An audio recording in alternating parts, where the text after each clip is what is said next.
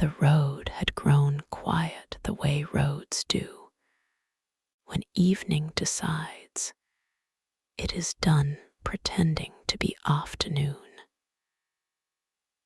Sera had been driving for a long time, not urgently, not with any particular destination fixed in mind, just moving in the slow, patient way that people move when what they are really doing is giving themselves permission to stop.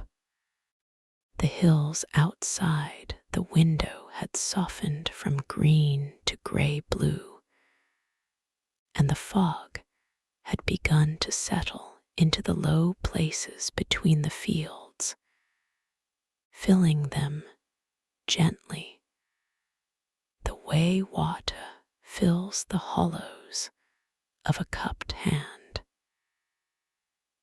She had not planned to stop here. There was no sign along the road that had told her to turn. There was only a feeling, a small, quiet tugging somewhere behind her ribs, and a narrow lane she hadn't noticed until she had already slowed. And then she was turning, and the car was moving along a path that was barely a road at all. Just two pale lines pressed into the earth by wheels that had passed this way before. The lane was lined with tall, thin trees. Their branches arched overhead in a loose canopy, and through the gaps between the leaves Sera could see the sky fading from pale violet to the deeper blue of late evening. A few stars had appeared, just the brave first ones, the ones that don't wait for proper darkness. She watched them from the corner of her eye as she drove, and something in her chest eased, just slightly. The inn appeared without warning, though that is perhaps not quite right. It appeared as though it had always been there, just waiting to become visible. It sat at the end of the lane in a clearing, and behind it, catching what remained of the evening light, was a lake. Still and silver and wide, the lake lay flat as a mirror, reflecting the sky so perfectly that it was difficult for a moment to know where the water ended and the air began. The inn itself was a low, broad building made of pale stone, 2 stories high, with large windows that glowed warm amber from inside. Small lanterns hung along the front porch on slender iron hooks, their flames steady and unhurried, and wisteria grew up the left side of the building in thick, generous ropes, its blossoms a dusty lilac against the gray stone. Sera sat in the car for a moment after she had stopped it. She looked at the inn. She looked at the lake.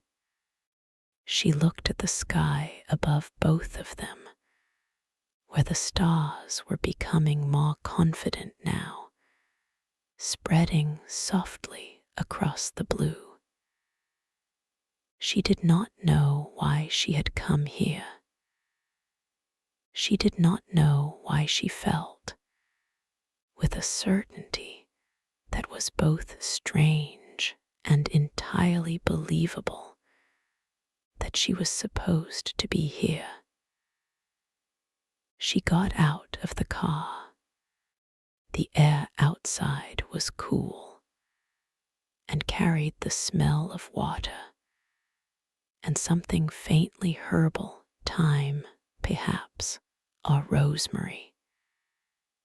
And there was the very faint sound of the lake moving against its shore, a soft and rhythmic sound, like breathing.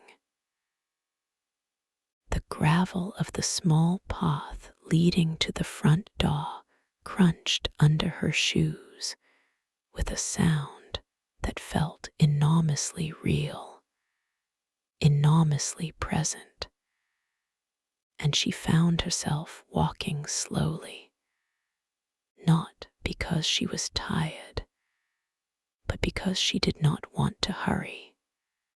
The porch steps were wide and shallow, made of the same pale stone as the walls. A potted fern sat beside the door, its fronds catching a little of the lantern light and casting lacy shadows on the stone floor.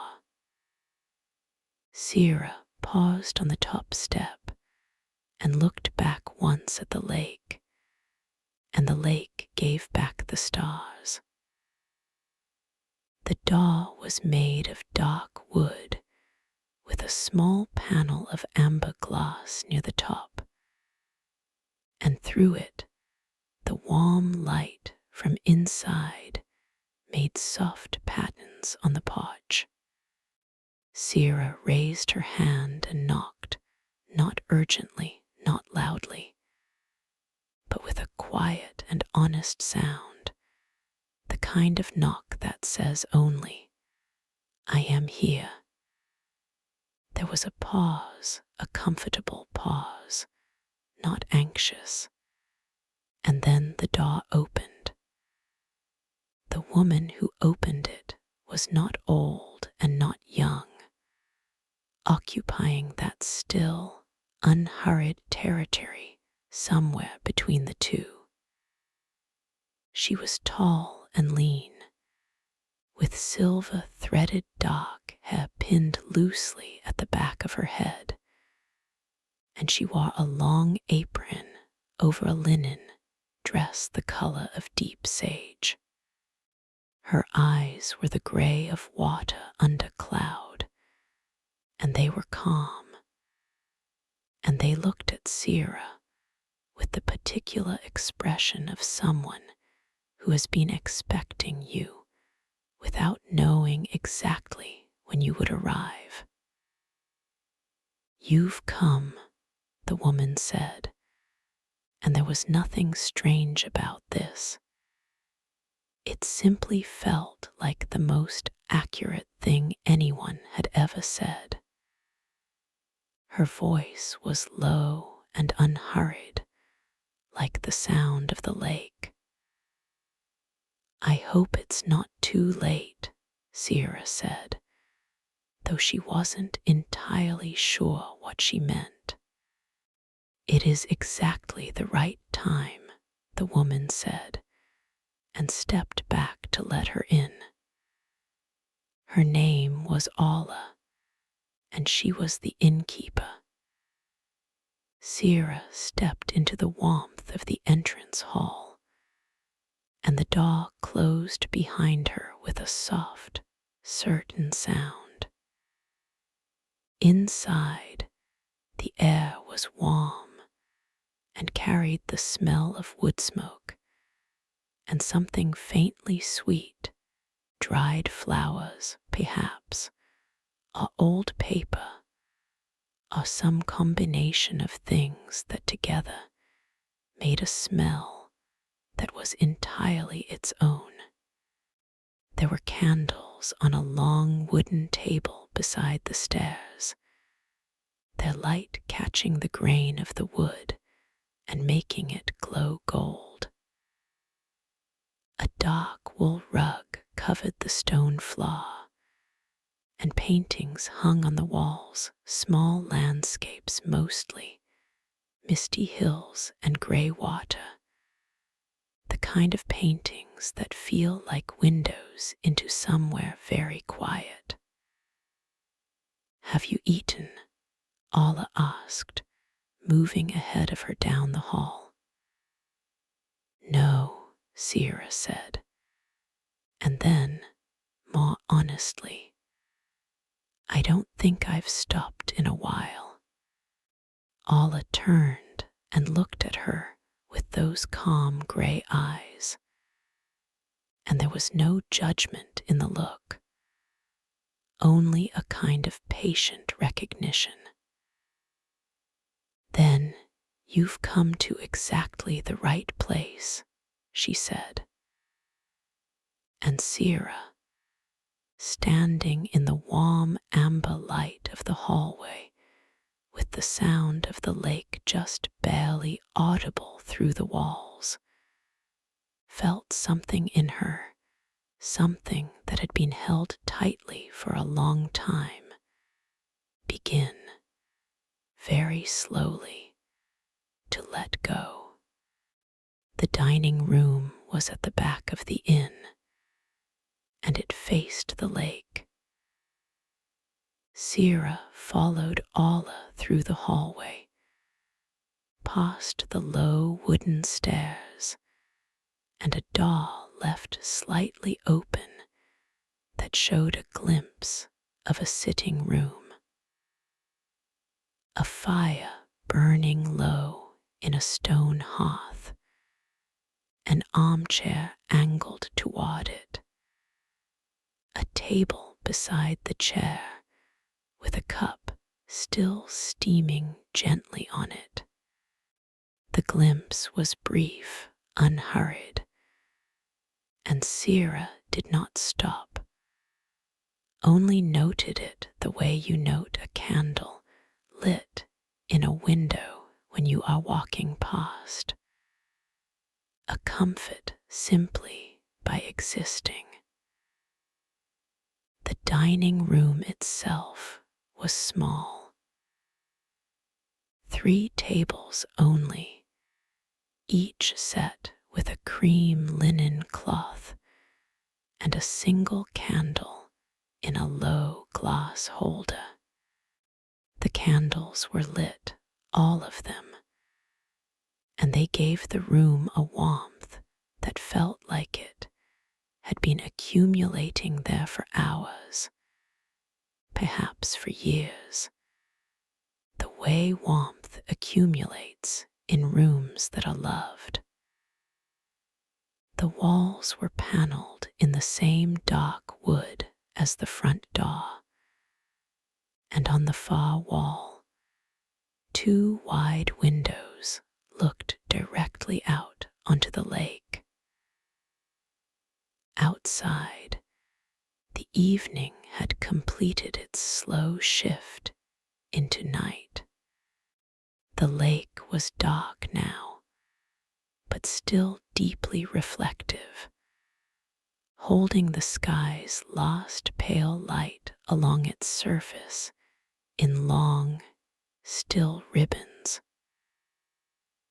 The moon had not yet risen, or perhaps had just begun to, because there was a brightness building low and soft at the far edge of the water, a glow that was not yet moon, but was already promising one. Orla gestured to a table near the window, and Sera sat. "I'll bring soup," Orla said. In the unhurried way she said everything, as though soup were not a decision, but simply the right continuation of what was already happening. Orla disappeared through a narrow door at the side of the room, and Sera was alone with the candle and the window and the lake. She had not looked at her phone since she had turned off the main road. She was aware of this in the way you are aware of something you are choosing not to do, but the awareness was quiet and untroubled. The phone was in her bag, and her bag was in the car, and the car was outside in the dark, and none of that felt urgent. What felt important right now was the way the candlelight moved across the surface of the linen tablecloth in slow, almost imperceptible waves. What felt important was the sound of the lake outside. She could hear it faintly through the glass, the small, continuous sound of water being quietly itself. What felt important was the smell of whatever Orla was making in the kitchen, which was drifting through the narrow door in warm, herbed waves that made Sera realize how hungry she actually was. She had been not stopping for a long time.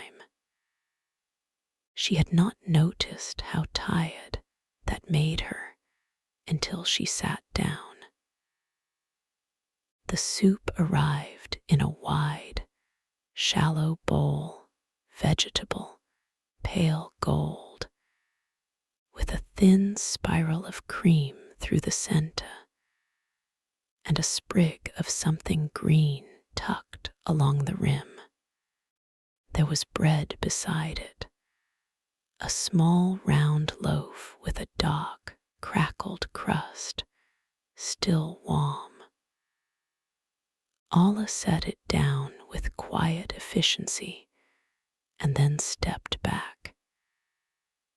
"Is there anyone else staying?"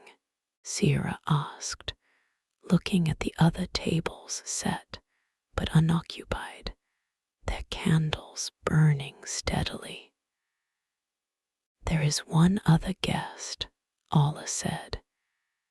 "She prefers the sitting room in the evenings. You may meet her tomorrow if the timing is right." The phrasing struck Sera gently. If the timing is right, not if you want to, not if she's around. As though the inn operated on its own internal logic, its own unhurried schedule, and people met or didn't meet not by chance, but by a kind of natural, unforced alignment. "How long has the inn been here?" Sera asked. Orla was quiet for a moment, not an uncertain quiet, but a thoughtful one, the quiet of someone choosing the most accurate words rather than the easiest ones. "Long enough," she said finally, "that the question doesn't matter much anymore. This should have been a strange answer." Sera found it oddly satisfying. She ate slowly, which was not her habit. She tasted the soup, the slight sweetness of roasted carrot beneath the broth, the warm note of something spiced, the cool thread of cream, and she ate the bread by tearing it. And the bread was soft inside and had a slight chew and tasted of something she could not quite name, but that reminded her distantly of mornings in a house she had loved when she was young. Outside, the moon had begun to rise.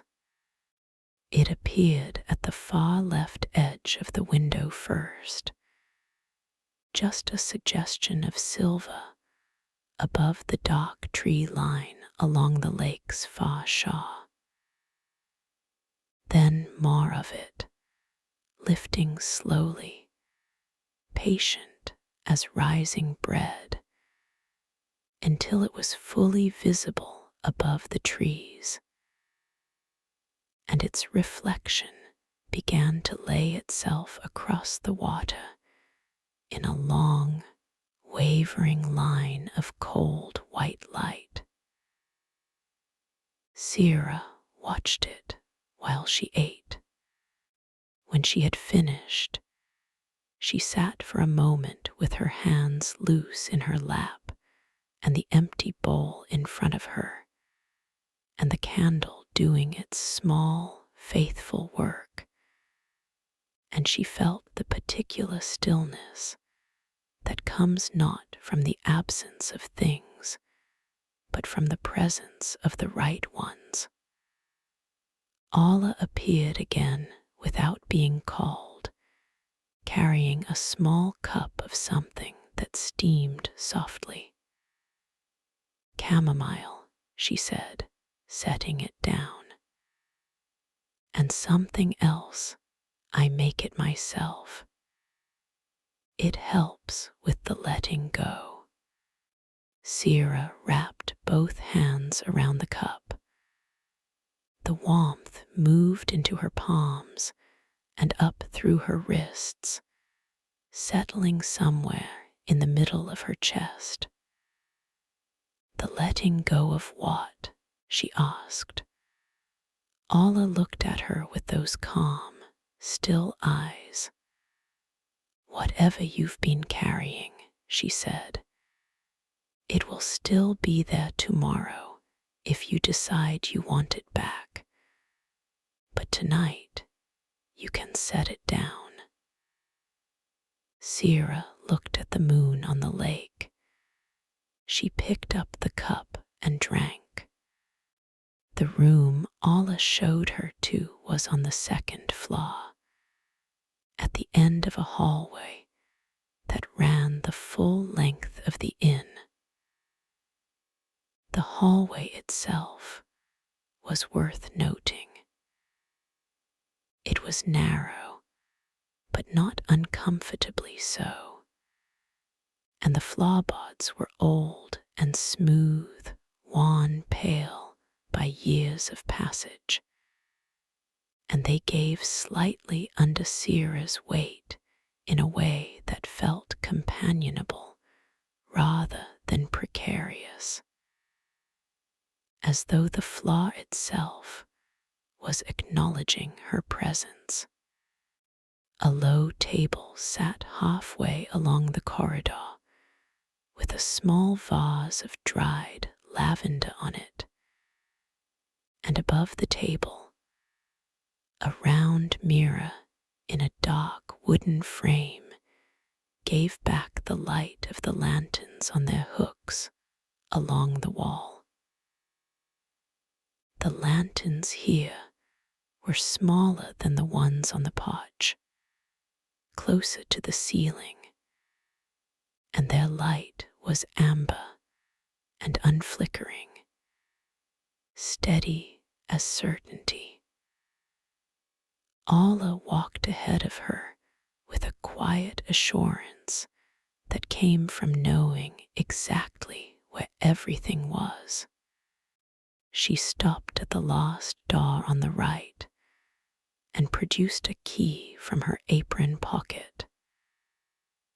An actual key, old-fashioned iron, with a small loop of dark ribbon tied through its bow. She fitted it into the lock with practiced ease, and the door opened inward with a sound that was not quite a creak and not quite a sigh, but something in between, something that felt like an exhale. The lake room, Orla said, stepping aside. Sera stepped in. The room was not large, but it was complete, the way a poem is complete, having exactly what it needs and nothing superfluous.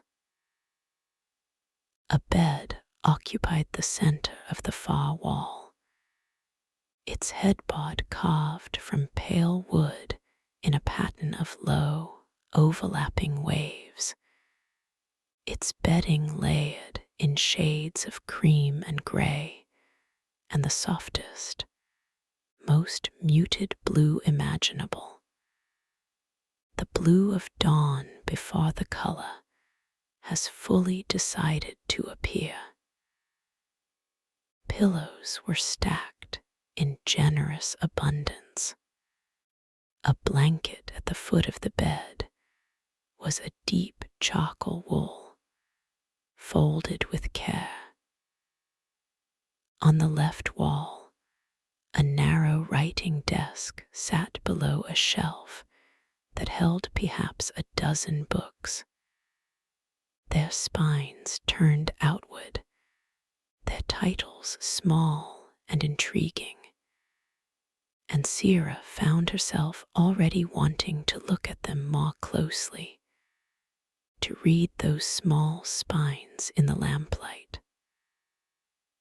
On the desk was a candle in a glass jar, unlit, and a small earthenware cup with a pencil in it, and a single square of cream paper. The window was on the right, and it looked out over the lake. This was the thing about the room that made Sera go still. The window was large for the size of the room, taller than expected, with a deep sill that was padded with a cushion in a faded pale green fabric, worn soft at the edges with comfortable use. And through the window, unobstructed, was the lake. The moon was higher now, and its light fell across the water in broad strokes, painting the surface silver and black and the deep, moving blue of cold water at night. The far shore was a dark line of trees, and above the trees the sky was crowded softly with stars.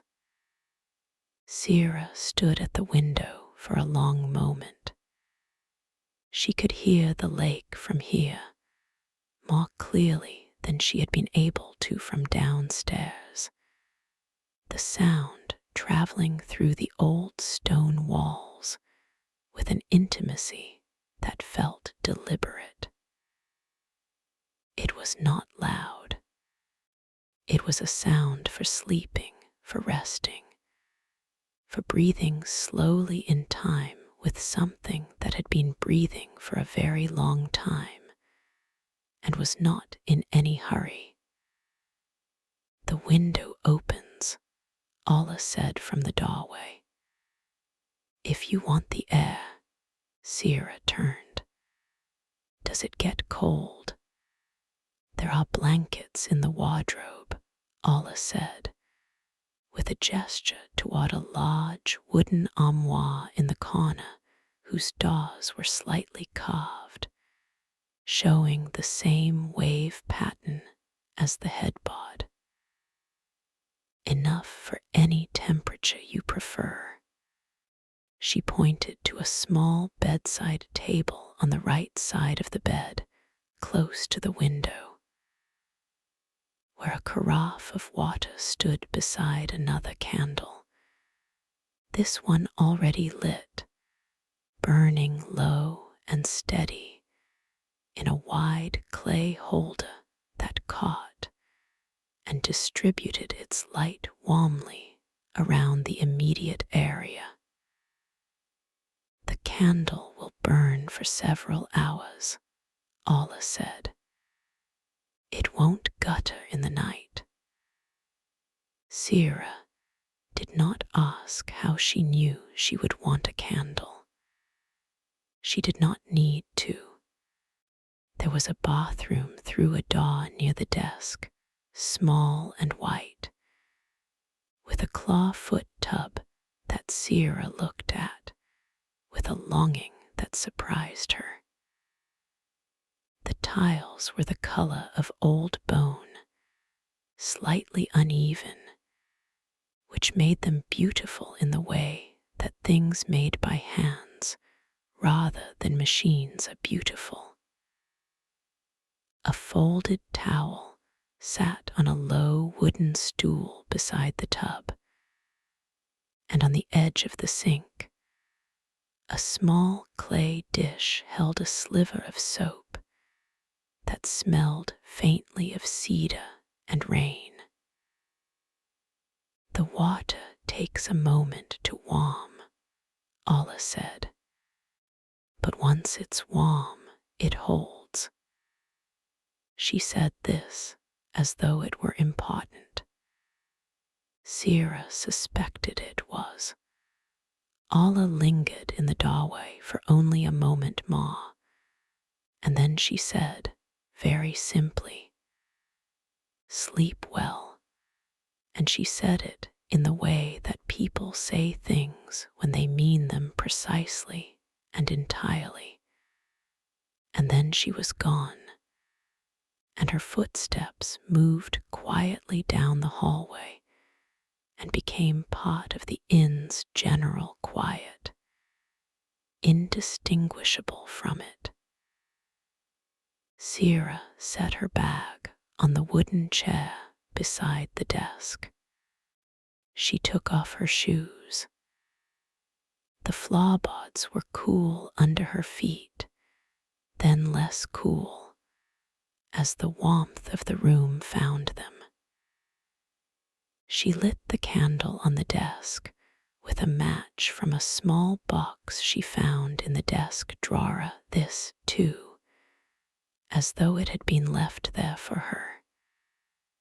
And for a moment she had 2 candles lit, the desk candle and the bedside candle, and the room doubled in its warmth.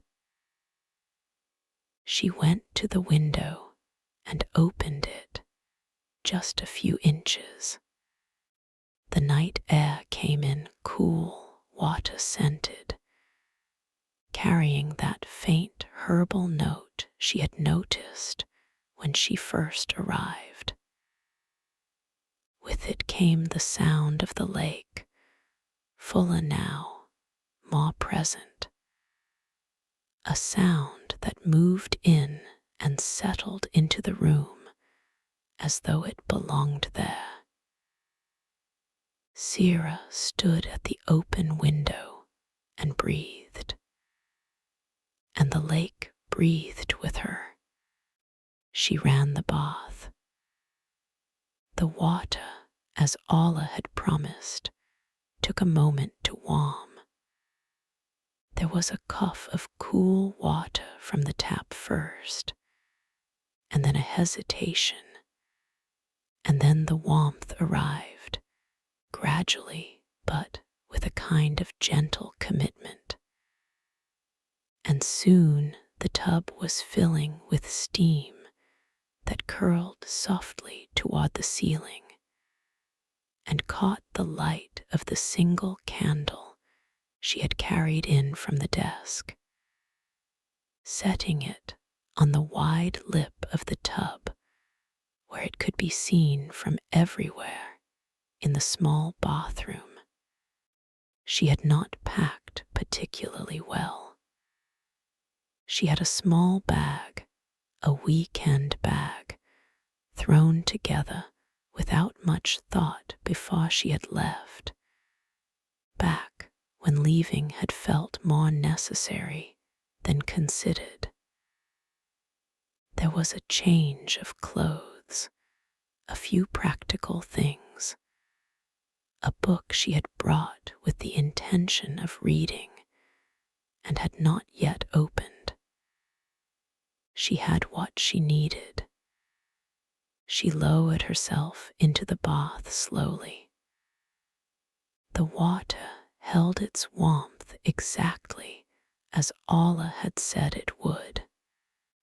It was a profound warmth, the kind that does not merely warm the surface, but seems to move through layers, finding the places where tension has collected and settling there patiently. Sera closed her eyes and let her head rest against the back of the tub and was still. She could hear the lake from here too. This surprised her. The bathroom was on the interior side of the room, away from the window. There was no window at all, only the tall ceiling and the candle, and the tub and the white walls with their slightly uneven tiles. And yet the sound of the lake was here. Not loudly, not intrusively, but present, woven into the quiet of the room like a thread of a different color worked into cloth, visible if you looked for it, felt if you were still enough. She thought, lying there in the warm water with the candle burning and the lake sound threading through the air, that she could not remember the last time she had been truly still.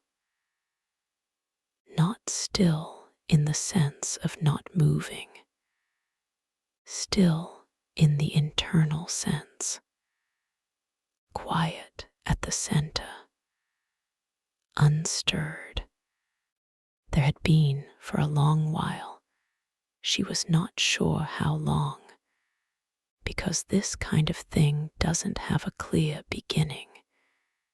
It accumulates slowly, the way sediment accumulates at the bottom of a still vessel. A kind of ongoing hum at the back of her mind, a sense of incompletion. Not unhappiness, exactly. Not grief, exactly. More like the feeling of having left something in another room and not being able to remember what it was, only that it was there and that it needed attending to. She had been carrying that feeling for a long time. She noticed, with a quiet surprise, that she was not carrying it right now. The water was warm. The candle was steady. The lake breathed outside.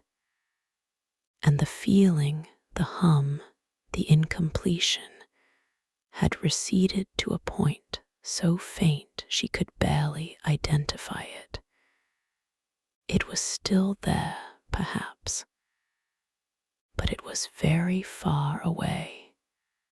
She stayed in the bath until the water began to cool just slightly at the surface, and then she got out and dried herself with the towel from the stool, which was thick and had the particular texture of something frequently washed and line dried, slightly rough in a satisfying way.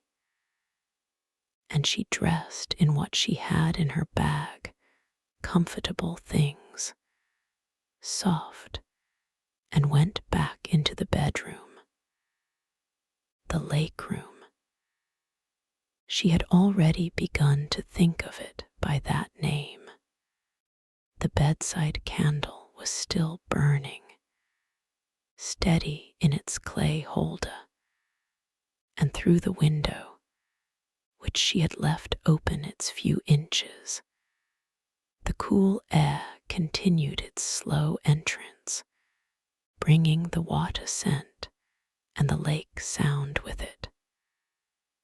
The moon was higher now, smaller and brighter than it had been when she first saw it, and its light through the window made a pale rectangle on the floorboards that was almost perfectly still. She went to the shelf above the desk and ran her finger slowly along the spines of the books. They were a strange and quiet collection, not organized by any system she could identify, not alphabetical, not by size. A book of pressed botanical illustrations, its spine wan to near blankness. Something slim with the word tides in its title, the rest too faded to read. A collection of letters from an unidentified correspondent, the recipient only ever referred to as my dear one. A book of maps, not geographical maps, but something else, something that seemed from its spine to be about mapping of a different kind.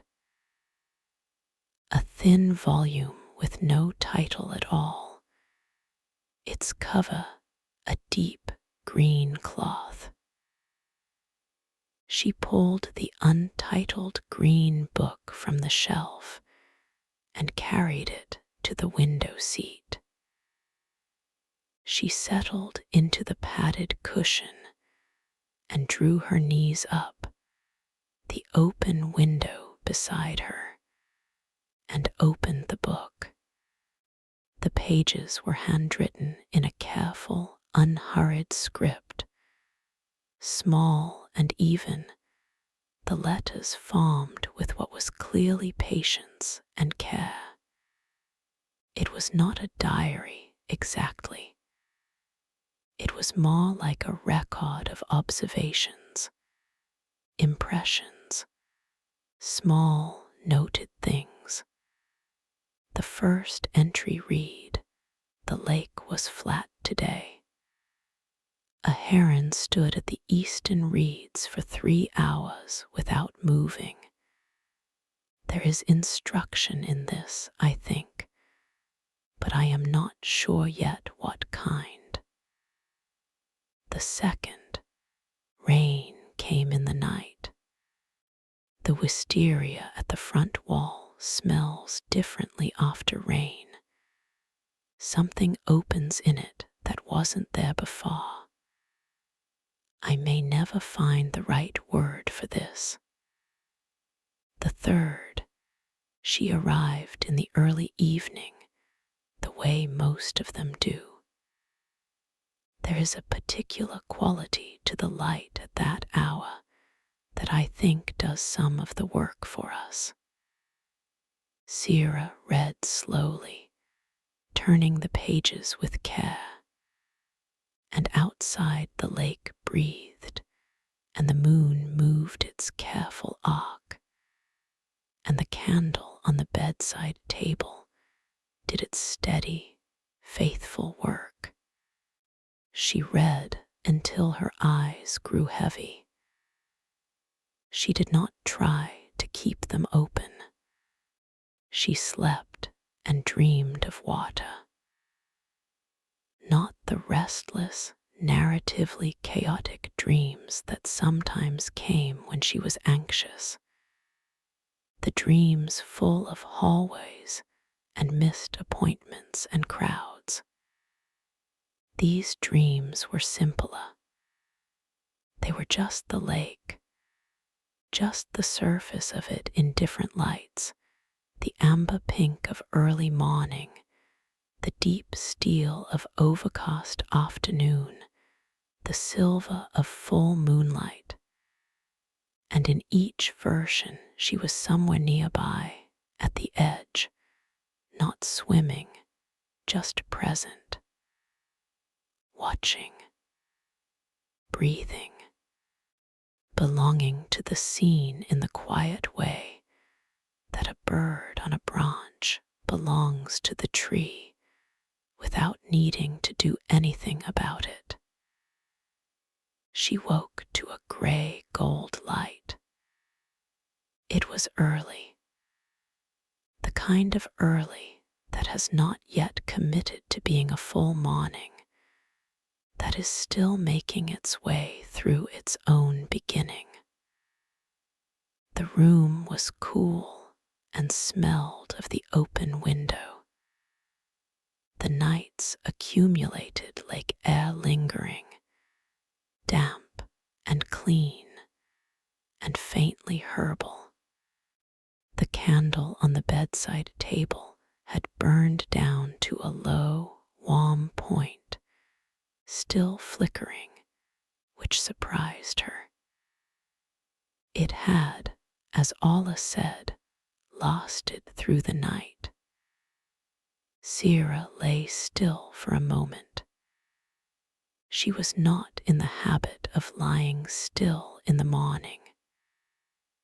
She was in the habit of waking to obligations, to the reaching for the phone, to the immediate influx of the day's demands arriving before she had properly assembled herself to receive them. Here, there was none of that. There was only the cool air, and the last of the candle, and the gray gold light, and the sound of the lake, which had changed slightly from the night before, quieter now, or perhaps more even, the small rhythm of it steadier in the morning calm. She turned toward the window. The lake in early morning was a different thing entirely from the lake at night. At night it had been dark and mirror bright, full of reflected stars, mysterious in the way of things seen in low light. In this early morning, it was silver gray, broad and utterly still, and low clouds moved above it so slowly that they seemed to be staying rather than moving, drifting only reluctantly from one position to another. A faint mist lay along the far shore where the trees met the water, not thick enough to obscure, but enough to soften, to blur the boundary between land and air and water into one long, continuous suggestion. A bird called once from somewhere along the shore, a single, clean note, and then silence. Sera pulled the gray wool blanket from the foot of the bed and wrapped it around her shoulders and went to the window seat. She sat and looked at the lake. She had been looking at it for quite a while. She had no idea how long, because there was nothing here to mark time by except the light, and the light was changing so gradually that it was impossible to measure. When she heard footsteps in the hallway, quiet footsteps, measured and unhurried, and the sound of a door further along the corridor opening and then closing softly, then nothing. Then from somewhere below the small and specific sounds of a kitchen in the early morning, a kettle, the low clatter of something ceramic, a drawer opening and closing. These sounds were deeply comforting in a way Sera found difficult to articulate. They were the sounds of someone going about the quiet work of the morning without urgency, someone for whom morning routines were not a performance of productivity, but simply the familiar choreography of a day beginning. She put on her shoes and went downstairs. The inn in the morning had a different quality from the inn in the evening. The evening had been warm and amber and enclosed. The morning was cooler, grayer, more open. The candles on the hallway table were unlit, their work done. The sitting room door was open, showing the hearth with its cold ash, and the armchair, and the empty cup from last night on the small table beside it. Someone had folded a soft blanket over the arm of the chair, pale gray, neatly done. The kitchen door was ajar. Sera hesitated for a moment, then knocked softly. "Come in," Orla said. The kitchen was a long, warm room with a wide stone hearth along one wall, not ornamental, but working, with a low fire built in it, and an iron kettle hanging from a hook above the flame. A wooden table occupied the center of the room, its surface scrubbed pale, and on it were an array of morning things: a ceramic teapot, 2 cups already turned upright, a small pot of honey with a wooden dipper, a plate with sliced bread and soft butter in a shallow dish. Orla was at the far end of the table, cutting apples, thin half-moon slices arranged on a wooden board.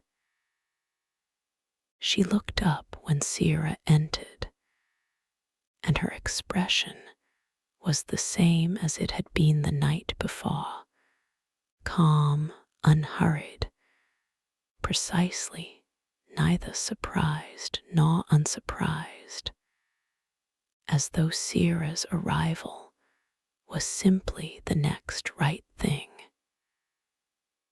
"Sit," she said. "Tea is nearly ready." Sera sat at the table.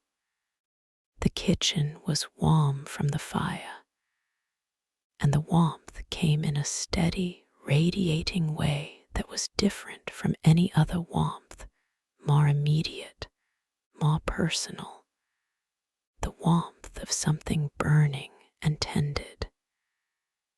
She folded her hands on the table and looked at the window above the counter, which showed the gray-gold morning, the mist still hanging along the far shore. "Did you sleep?" Orla asked. "Yes," Sera said, and then, because it was true and she wanted to say it, "Better than I have in a long time." Orla set the apple slices on the table and poured the tea. The tea was dark amber in the cup, and it smelled of something smoky and something slightly sweet. and when Sera lifted it to drink, the warmth went all the way down. "The lake does that," Orla said, sitting across from her, wrapping her own hands around her cup. "To people who need it." Sera looked at her. "Does what?" Orla looked at the window for a moment, at the silver water visible beyond the kitchen garden. "Reminds you how to be at rest," she said. After breakfast, Orla mentioned the library.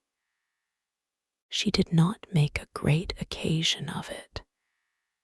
She said it the way she said most things, quietly, as a simple statement of fact, while she was clearing the cups from the table.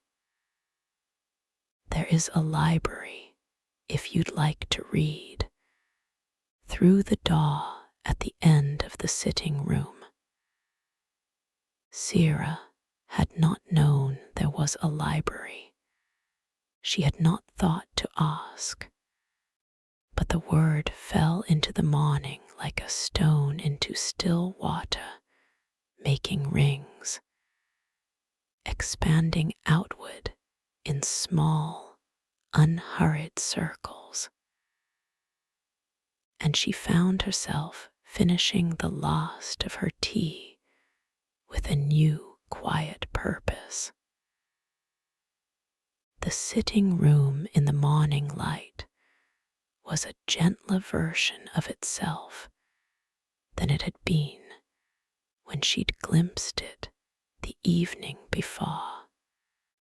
The ash in the hearth was cold now, pale grey, and the morning light came in through two windows that looked out onto the garden, the side garden, which was enclosed and intentional. Low boxwood hedges, a stone path leading between beds of lavender and rosemary, a small iron bench beside a bay tree whose leaves were dark and still and shining after the night's moisture. The door at the far end of the sitting room was darker than the other doors, narrower, its frame slightly lower, as though the room beyond it had been added at a different time, or perhaps built first, and the rest of the inn built around it. Sera went through. The library was unexpected. She had imagined a room of modest size, a few shelves, a chair, the kind of small inn library that holds a rotating collection of left behind paperbacks and old almanacs. What she found instead was a room that felt like it had been built for the specific purpose of holding books, and had never apologized for that purpose.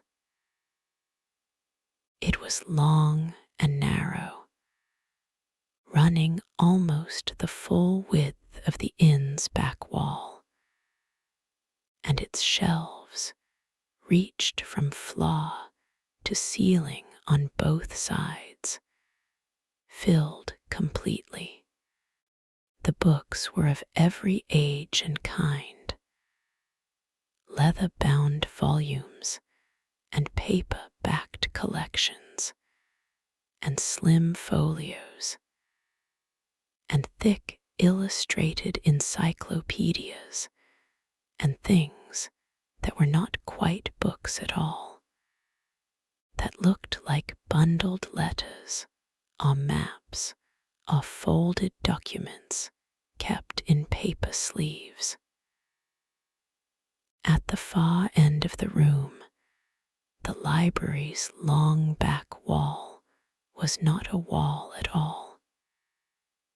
It was glass, not clear glass, or not entirely, but old glass, the kind with slight imperfections in it, small bubbles and wavings that distorted the view just barely, making what lay beyond it look like a scene in a memory rather than a scene in the present.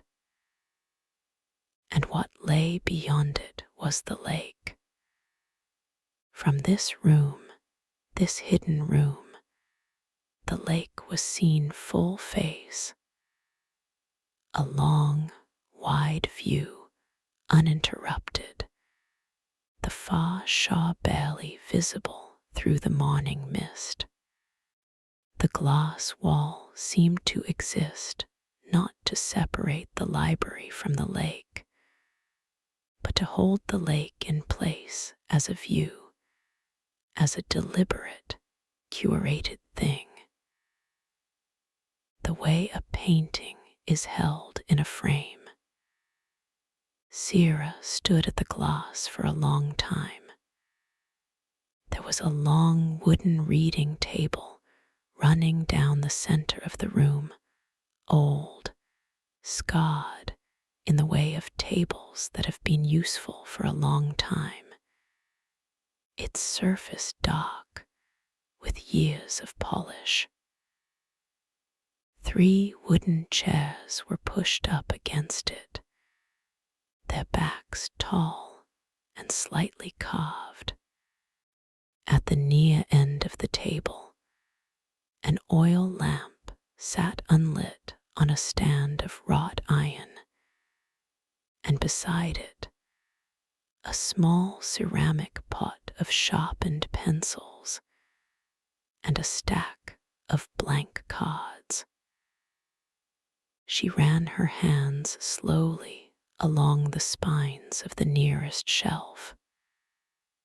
The collection was arranged by some internal logic she could not immediately identify, not alphabetical, not chronological, not by subject in any obvious way.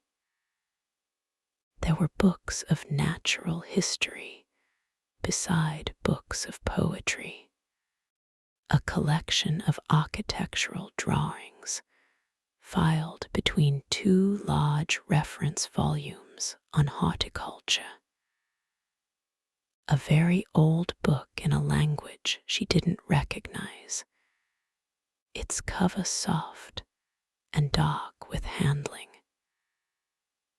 a thin, hand-stapled booklet with the title notes on still water written in the same careful script she had seen in the untitled green volume upstairs. She took that one from the shelf. She settled into the chair at the end of the table nearest the glass wall and opened it. It was a continuation, or perhaps a companion, to what she had read the night before. The same handwriting, the same quality of attention, observations recorded slowly, carefully, without any apparent desire to reach a conclusion.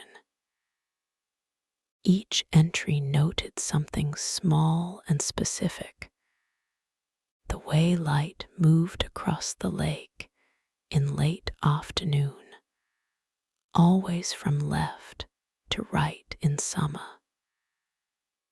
The precise sound the wisteria made in wind, described as neither rustling nor rattling, but something between, a soft discussion. The behavior of a particular family of coots in the eastern reeds, their daily movements mapped over the course of a season, It was not, on the surface, remarkable reading, and yet Sera could not stop. There was something in the writing, in its refusal to hurry, its willingness to attend to small things with deep focus, that felt like instruction. Not instruction in the sense of being told what to do, but instruction in the sense of being shown a different way of being, a way of existing that was slower, more present, less directed. The mist on the lake thinned slowly as the morning continued, dissolving in the pale sun that had begun to move through the cloud cover. And Sera read, and the inn held its breath, and outside the coots moved in the eastern reeds, as they always had, as they always would. She heard her before she saw her.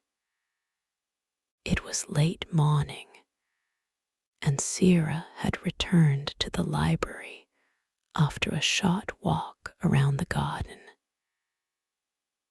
She had followed the stone path between the lavender beds, touching the dark leaves of the bay tree as she passed, noting the way the rosemary smelled when she brushed her fingers through it, sharper and cooler than she expected for such a warm-seeming plant. She had not walked far. She had not wanted to. The garden felt complete in itself, and she was content to move within its completeness without pushing past it. When she came back through the sitting room and into the library, there was someone in it. A woman sat at the far end of the reading table, near the glass wall and the view of the lake. She was older than Sera, somewhere in the quiet decade between 60 and 70. Sera guessed, though she had the particular timeless quality of people who have arrived at a settled relationship with their own age. She wore a loose cardigan in a dark burgundy over a gray dress, and her hair was white and cut simply, pushed back from her face. She was writing something on one of the small blank cards from the ceramic pot, her pen moving slowly. She did not look up immediately when Sera came in, and Sera appreciated this. It gave her time to adjust, to settle, to not feel as though her arrival required immediate performance. After a moment, the woman looked up. Her eyes were brown and quiet and interested, the eyes of someone who has spent a long time looking at things carefully. "You must be the evening arrival," she said. Her voice was warm and unhurried, and she said it not as though it were personal information she had been given, but as though it were something she had simply deduced, and deduced without urgency. "I am," Sera said. "I'm Sera." "Wren," the woman said, and this, too, felt unhurried the giving of a name as a simple, unloaded offering. Sera sat down at the near end of the table, a comfortable distance away, and Wren returned to whatever she was writing. And for a while, there was a silence between them that was Sera noticed with a quiet pleasure, not awkward at all. It was the kind of silence that belongs to a library, to any space where quiet is the natural medium and sound is the variation. After a while, Wren set down her pen. "How did you find it?" she asked. She was looking at the lake through the glass. "The inn." "By accident," Sera said, and then more honestly, "or something that felt like accident at the time." Wren smiled. It was a small smile, but entirely genuine. "Yes," she said, "I think most people would say the same." Sera looked at the lake through the imperfect glass. The slight wavering it introduced, the sense of looking through time. "Have you been here long?" "4 days," Wren said. "I've been here 4 days, and I cannot quite decide whether it has been 4 days or a month. Time here does something I haven't been able to explain to my satisfaction." She paused. "I've been trying to write it down, which is perhaps why I'm writing very slowly." Sera looked at the blank cards near the ceramic pot. "Are those yours? The notes in the green book upstairs?" Wren looked at her with an expression of mild, pleased surprise. "You found those?" "No, those are Orla's." "Or someone before Orla. The handwriting is very old. I've been trying to date it." She turned back to her card.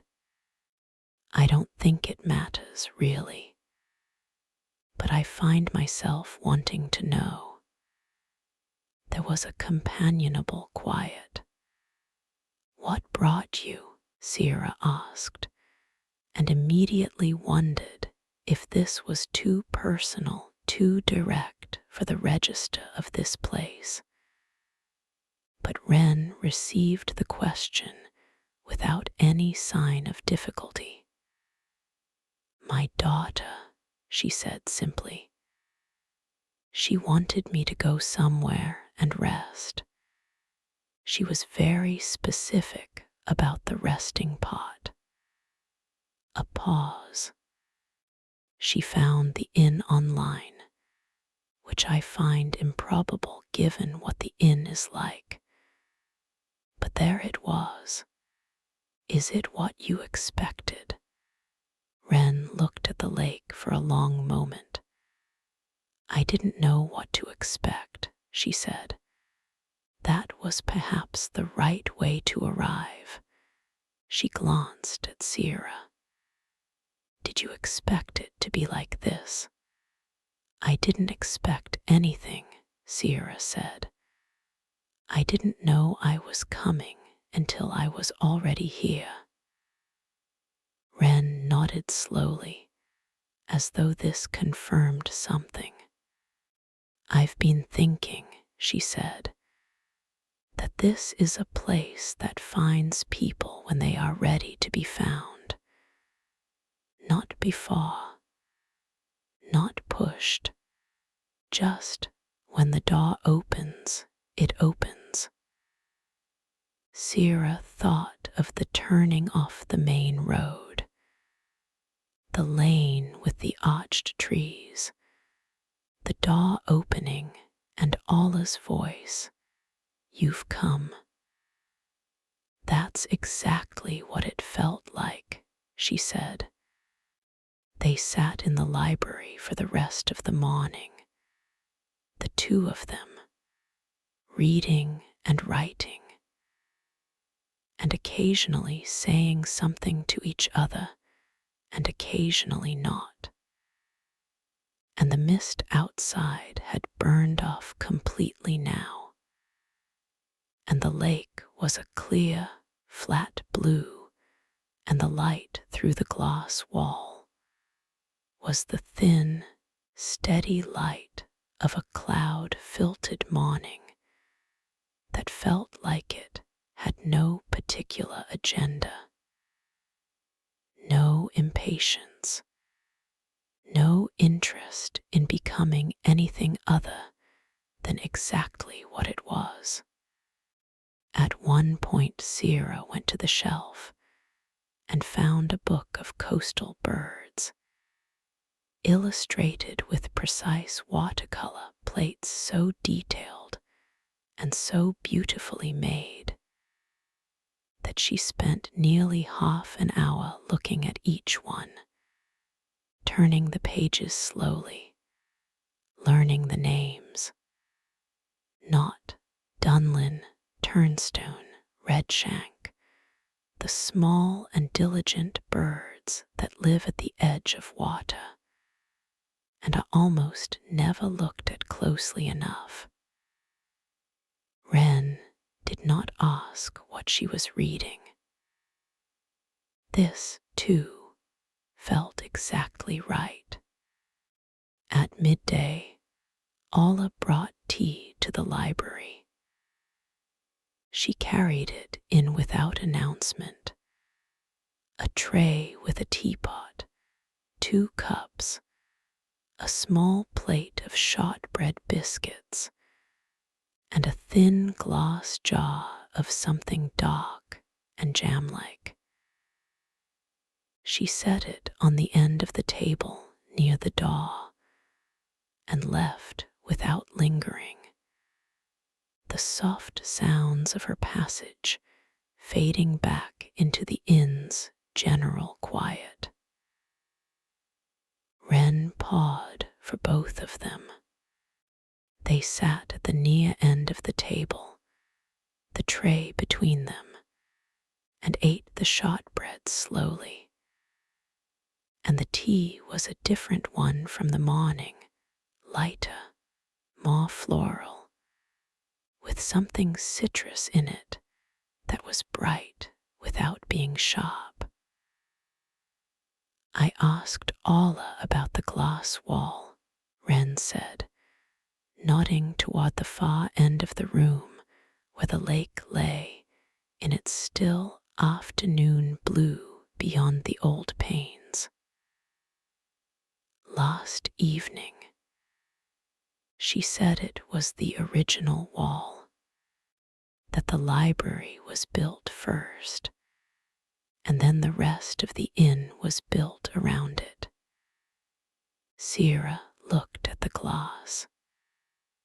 The slight imperfections in it, the small bubbles and the subtle wavings, were more visible in the direct afternoon light. They made the lake look like a painting, or like something seen through water from below. Why would you build a library wall of glass? Sera asked. She said she didn't know. She said it was like that when she came to it. Wren picked up her cup. I asked her what she meant came to it, and she said she hadn't built the inn. She had found it. The way everything here seems to be found rather than built.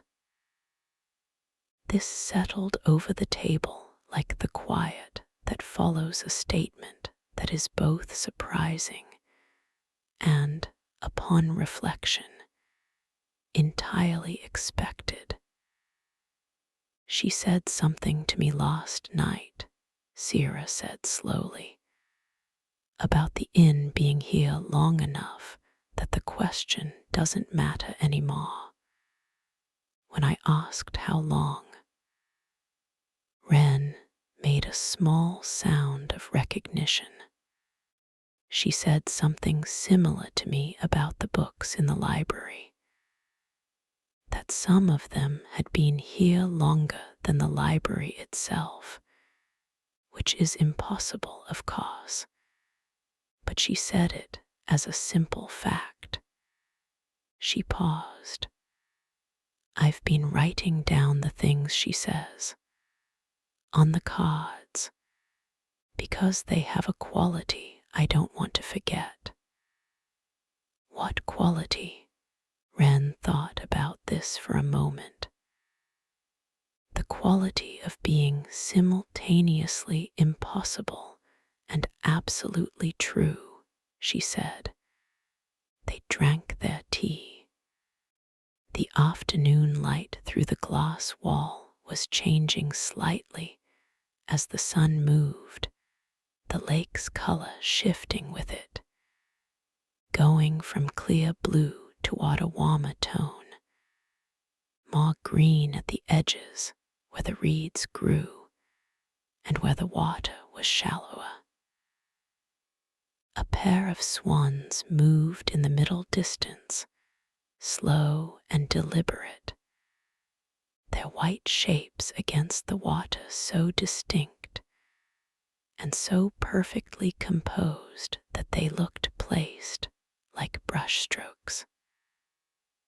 What is the inn called? Sera asked. Wren looked at her with mild surprise. You haven't seen the sign. I don't think I noticed. The Still Glass Inn, Wren said. I thought it was a strange name until I saw the library. Now, I think it's the most accurate name I've ever encountered. Sera repeated it quietly to herself. The Still Glass Inn. Still glass. The glass that held the lake in place. The glass that was part of the original building, built before the rest, as though the library, the room for quiet and reading and looking at still water, had been the reason for everything that came after. Not an addition, the foundation. I've been trying, Sera said, and then stopped because she wasn't entirely sure what she was trying to say. Wren waited. I've been trying to figure out what I need, Sera continued slowly.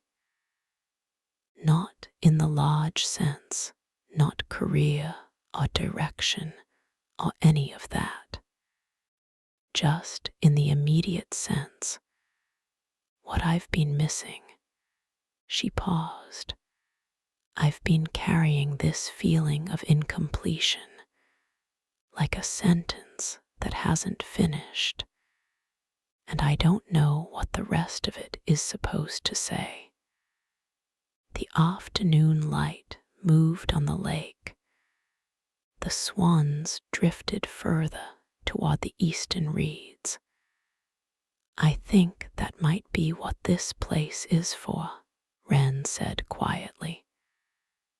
Not for finishing sentences, for learning to be comfortable with the pause. She looked at Sera. Sentence with a pause is not an incomplete sentence. It's a sentence that's still being considered. Sera looked at the still glass, at the lake beyond it. My daughter said something to me before I came here, Wren continued after a moment. She said, stop trying to locate yourself. You know where you are. You've been here all along. You You just haven't stopped moving long enough to feel it. Sera was quiet. I was irritated with her when she said it, Wren added, with a small, wry expression. I find I'm less irritated with her at the moment. Sera laughed, a small, genuine laugh, soft as the afternoon light. It was the first time she had laughed in a while. She noticed this without sadness, only with a kind of mild interest, the way you notice that the weather has changed while you were inside. They finished their tea. Wren returned to her cards, and Sera went back to the book of coastal birds and spent time with the dunlin, a small, plain, industrious bird that the book described as one of the most successful of all shawbirds, its success attributable not to size or speed, but to adaptability and steadiness. A bird that did not need to be remarkable to be exactly what it was, in exactly the right place, doing exactly the right thing. She read this passage several times. She picked up a pencil from the ceramic pot and underlined it. After tea, she found the garden path that led to the water. She had not been looking for it specifically. She had wandered back through the sitting room and out through a door she had not opened before, a side door that led out onto a different part of the grounds than the entrance garden. Here the planting was wilder, more allowed, rough grasses and wildflowers growing in the spaces between elder trees and low willows, their branches trailing. The path was stone still, but narrower, and it wound between the plants rather than cutting through them, following the natural line of the land down toward the water. The air was different here. It had a density, a coolness, a dampness that was not unpleasant, but was clearly the air of a place that lived in close relationship with water. The wildflowers along the path were ones Sera could not name, small yellows, a pale blue that reminded her of old ink, the occasional bright shock of something deeper purple scattered through the grasses. She walked slowly. There was no reason to walk quickly. The path ended at a small wooden dock, or rather, what had been a dock, though it had not been used as a working dock for a long time. The planks were wan silver grey with age and weather, smooth underfoot, solid beneath her weight as she stepped out onto it. The dock extended perhaps 10 feet over the water, low to the surface, close enough that when the lake moved, the small waves came nearly to the edge of the boards. Sera walked to the end and stopped. She was standing over the lake. Below her feet, through the gaps between the planks, she could see the water, dark green brown here, close to the shallows, clear enough to see the stones on the bottom and the slow waving of the waterweed and the occasional quick movement of a small fish, silver and gone.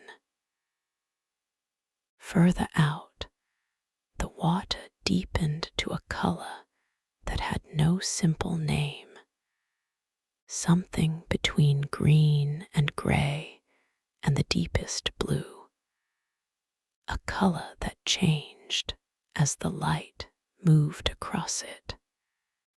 The far shore was visible from here more clearly than it had been from the library.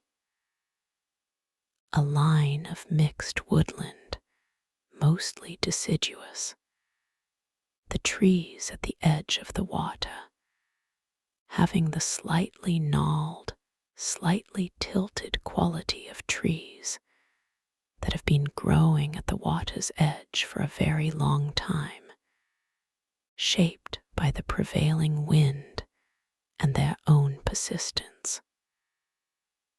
A single white birch stood among them, pale as paper, its bark bright even at this distance. Sera sat down on the edge of the dock. She let her legs hang. She looked down into the gap between her feet and the water and watched the small fish that returned after her disturbance had settled. Then she looked out across the lake toward the white birch. The afternoon was at its most full now, neither accelerating toward evening nor still holding to noon, but simply present in itself. The light was warm and direct, but not harsh.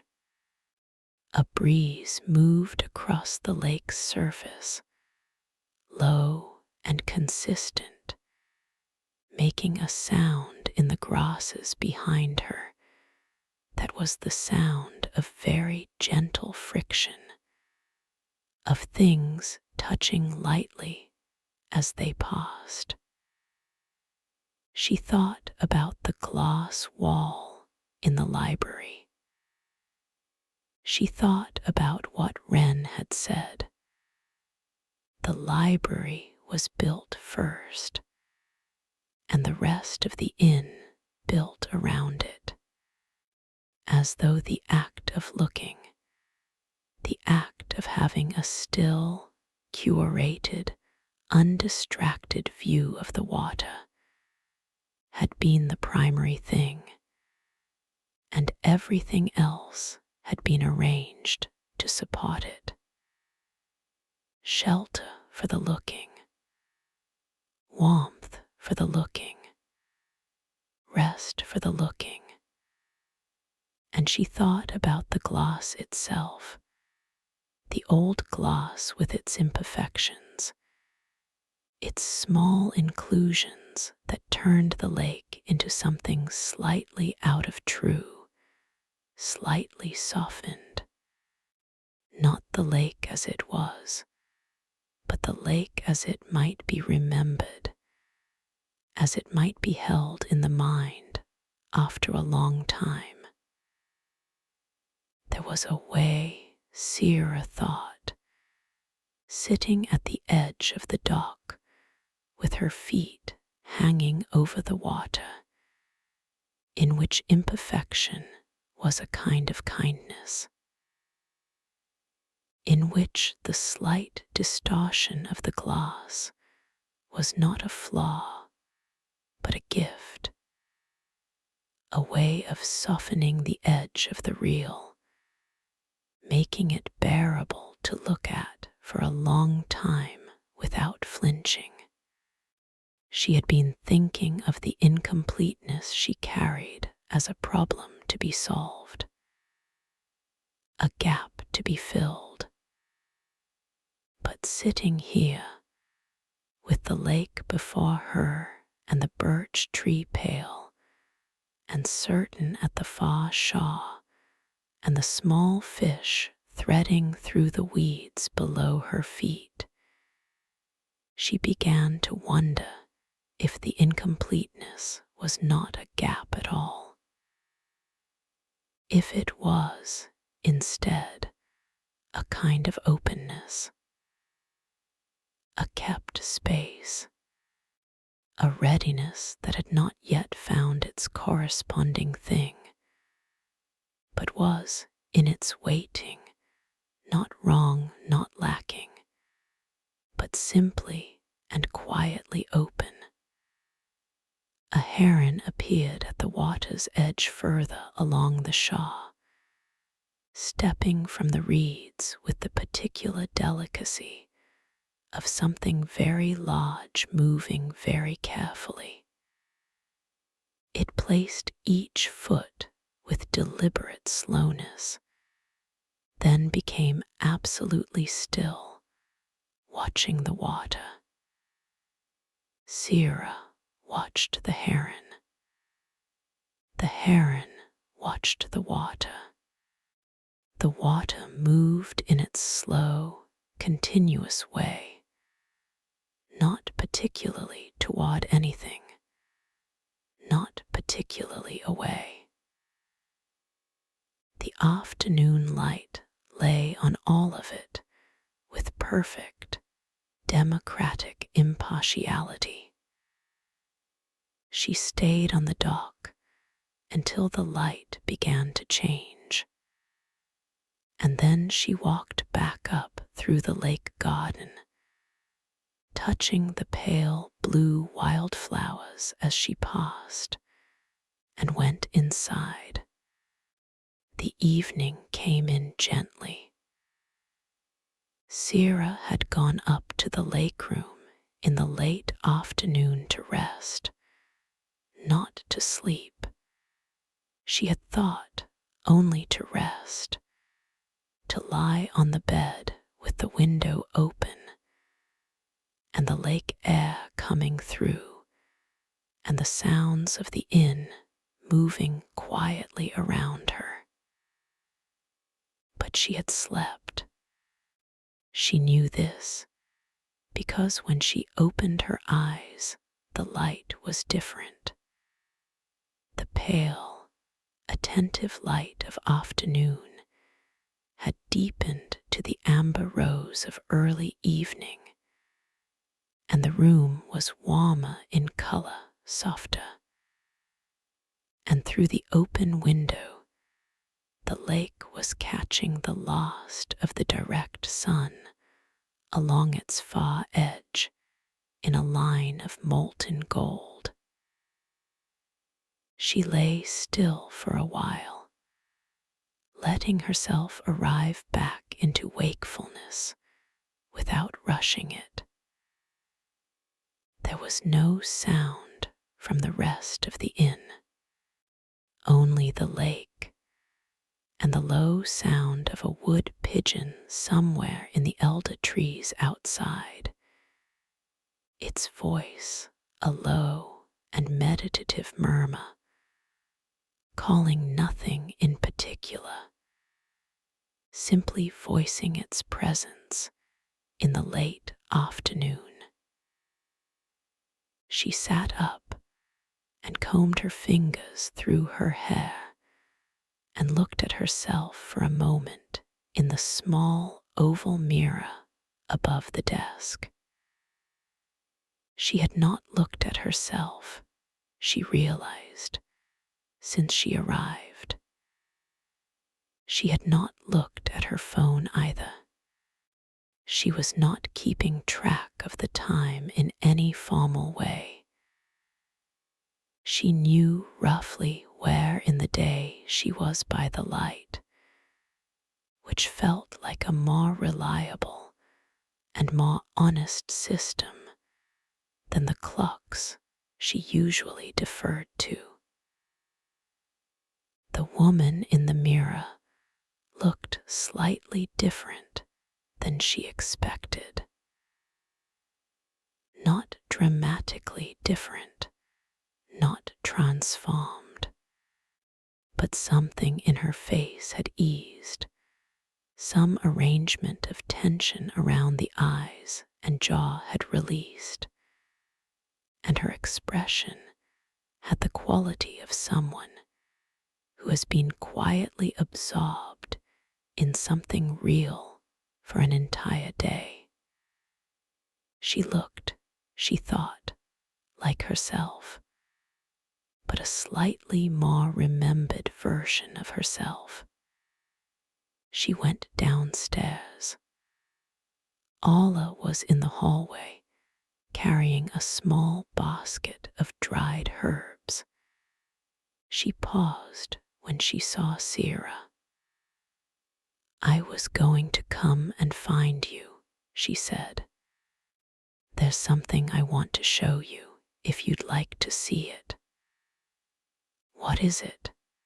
"Better to see," Orla said simply. This was such a characteristic Orla response that Sera smiled.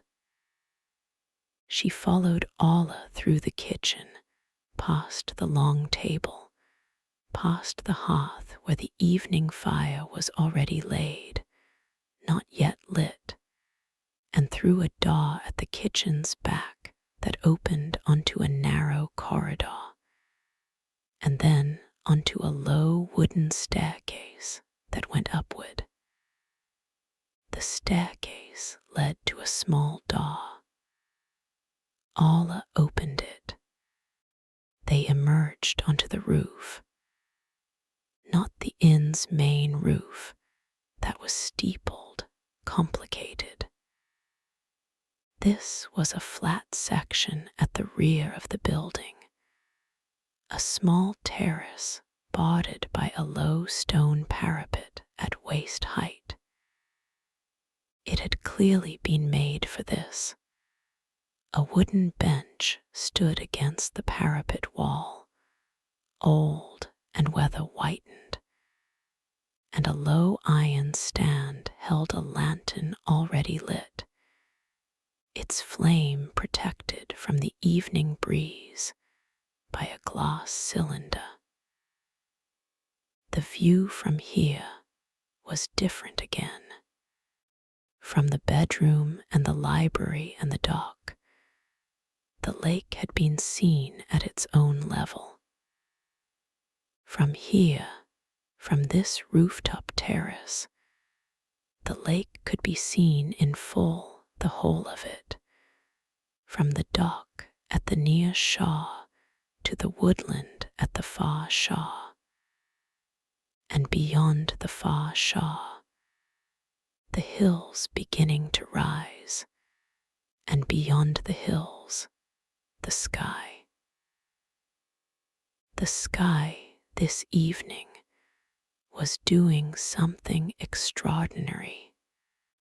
The sunset was working through a layer of thin cloud that had moved in over the afternoon, and the cloud was catching the light in a way that distributed it across the whole visible sky in gradients of color that Sera did not have names for amber, into rose, into a deep, vivid peach at the horizon, then rose into the palest pink, then a cool silver gray overhead, and at the very zenith, the deep, honest blue of the sky that remains when the sun has left it. The lake caught all of it. The lake was, in this moment, the sky. Every color was reflected there, perfectly and completely. And there was something about seeing the sky twice, above and below, the real and the reflection that made the scale of the evening overwhelming in the quietest possible way. Not overwhelming like a sudden loud sound, but overwhelming like a very slow, deep breath that fills to a place in the chest that is usually left empty. Orla sat on the bench and looked at it without saying anything. Sera stood at the parapet and looked at it without saying anything. Neither of them felt the need to fill the silence. The sky and the lake were doing all the work that needed doing. After a long while, the color began to drain from the western horizon, pulling back from peach, and rose through gold to the pale gray that precedes darkness. The first stars appeared, doubled in the lake below. Orla stood up eventually and picked up the lantern from its stand. "Dinner at 8, she said. "Yes," Sera said, without turning from the lake. She heard the door behind her open and close softly, and then she was alone on the roof with the lantern. Orla had left it for her, and the double sky, and the evening becoming night. She stayed until the first full dark came. She stayed until the stars were properly out, reflected in the lake so completely that standing at the parapet and looking down was the same as looking up. She stayed until the air grew cool enough that she felt it through her sleeves, and the warmth of the lantern beside her was a noticeable thing, a comfort with a precise location. And then she went inside. Dinner that evening was at the small round table in the corner of the dining room. Orla had moved her there, she noticed. From the window table she had occupied the previous night. This table was closer to the fireplace, which was now lit, and its light was warmer and more immediate, more personal. Wren was at the window table, reading. They had exchanged a glance when Sera came in, and a small gesture of mutual acknowledgement, the kind that requires no particular elaboration, because the preceding day's conversation has already established a comfort that dispenses with performance. The fire was a generous one, built with some care, and it threw its light far enough to reach Sera's corner and make the room feel smaller and more held than it had the night before. Outside the large windows, the lake was dark, fully dark now, the sunset long since dissolved, and what remained was the moon again, beginning its patient rising at the far left edge of the window, and the stars, and the reflection. Orla brought soup darker, richer than the previous night, made with something earthy and root vegetable deep, and bread again, a different shape this time, longer and more open-crumbed, with a crust that crackled when she broke it and smelled of something warm and slightly sweet. She ate slowly. The fire crackled. Wren turned pages quietly at her table. At some point during the meal, the wind outside picked up slightly. She could hear it in the eaves of the inn, a soft and steady note, not alarming, just present. And with it came a slightly fuller, slightly more rhythmic sound from the lake, the surface disturbed, and the small waves moving with more intention. Sera listened to this and thought it was, if anything, more restful than the dead calm of the previous night. Something about the lake's mild restlessness felt companionable. Something that said, even still waters move sometimes, and that is part of what they are. After dinner, Orla brought dessert, a small dish of poached pears in a pale gold syrup, a single sprig of mint beside them, the smell of something spiced, and faintly anise adjacent rising with the steam. Then Orla sat down, which surprised Sera. She did not sit at the table.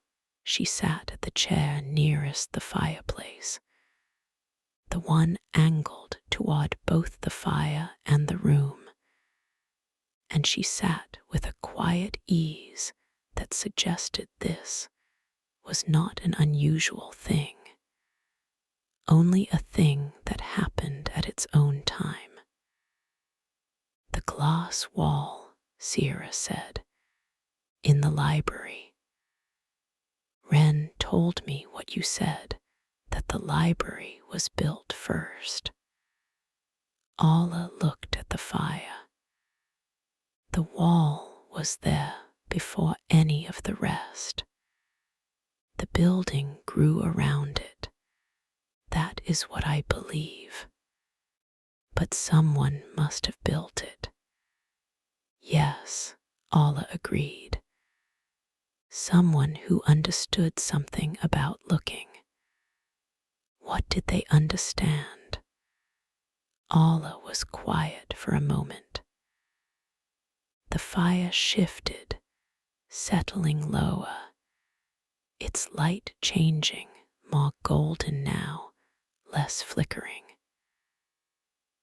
That looking at still water from a position of shelter and warmth is one of the oldest and most reliable ways of becoming calm, she said, before there were words for anxiety or for rest, or for any of the things we name now.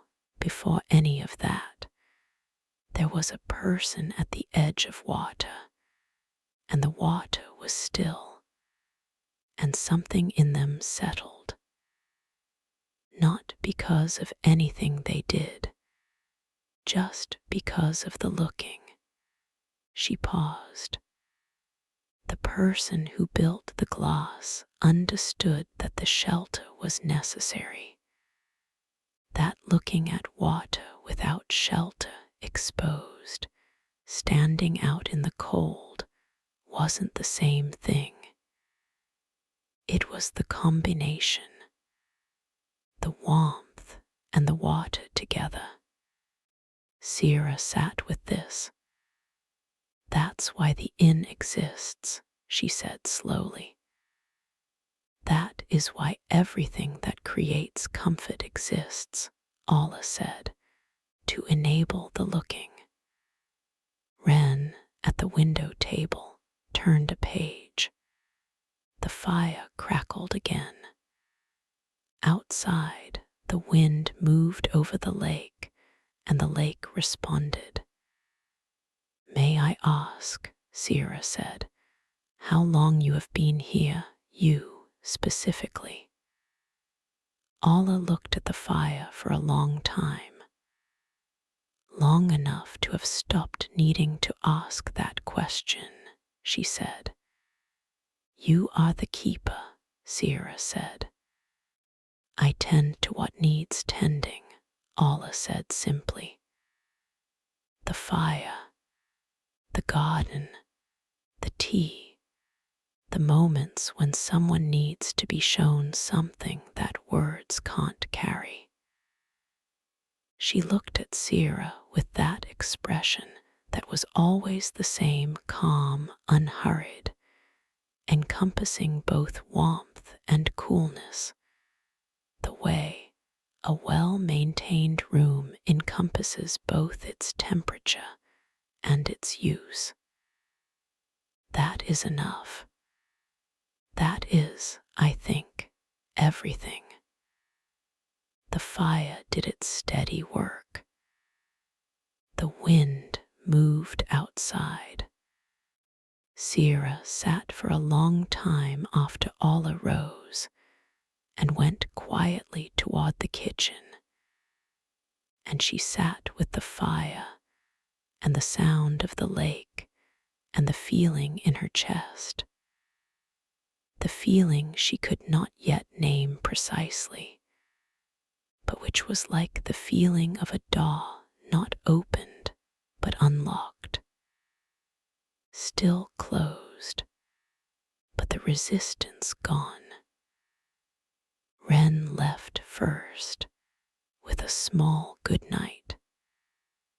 Sera sat alone until the fire burned very low, and then she went upstairs. The night was deeper than the night before, not darker. The moon was higher and fuller, throwing more light across the lake and through the window of the lake room than it had the previous night. But there was a depth to the quiet that felt different, as though the inn and everything around it had moved one layer further inward, one layer further from the ordinary world outside. Sera had not lit the desk candle tonight, only the bedside candle, and she had let the window open wider than the previous night. The wind had calmed again by the time she came up, the lake settling back to its deep, meditative stillness, and the moonlight came through the wider opening and lay across the foot of the bed in a wide pale stripe that moved only as the clouds moved, slowly and with great dignity. She was not tired exactly. She was in a different state from tired, something more interior, more reflective, the kind of state that comes after a day spent mostly in attention, in noticing, in the slow accumulation of small observed things.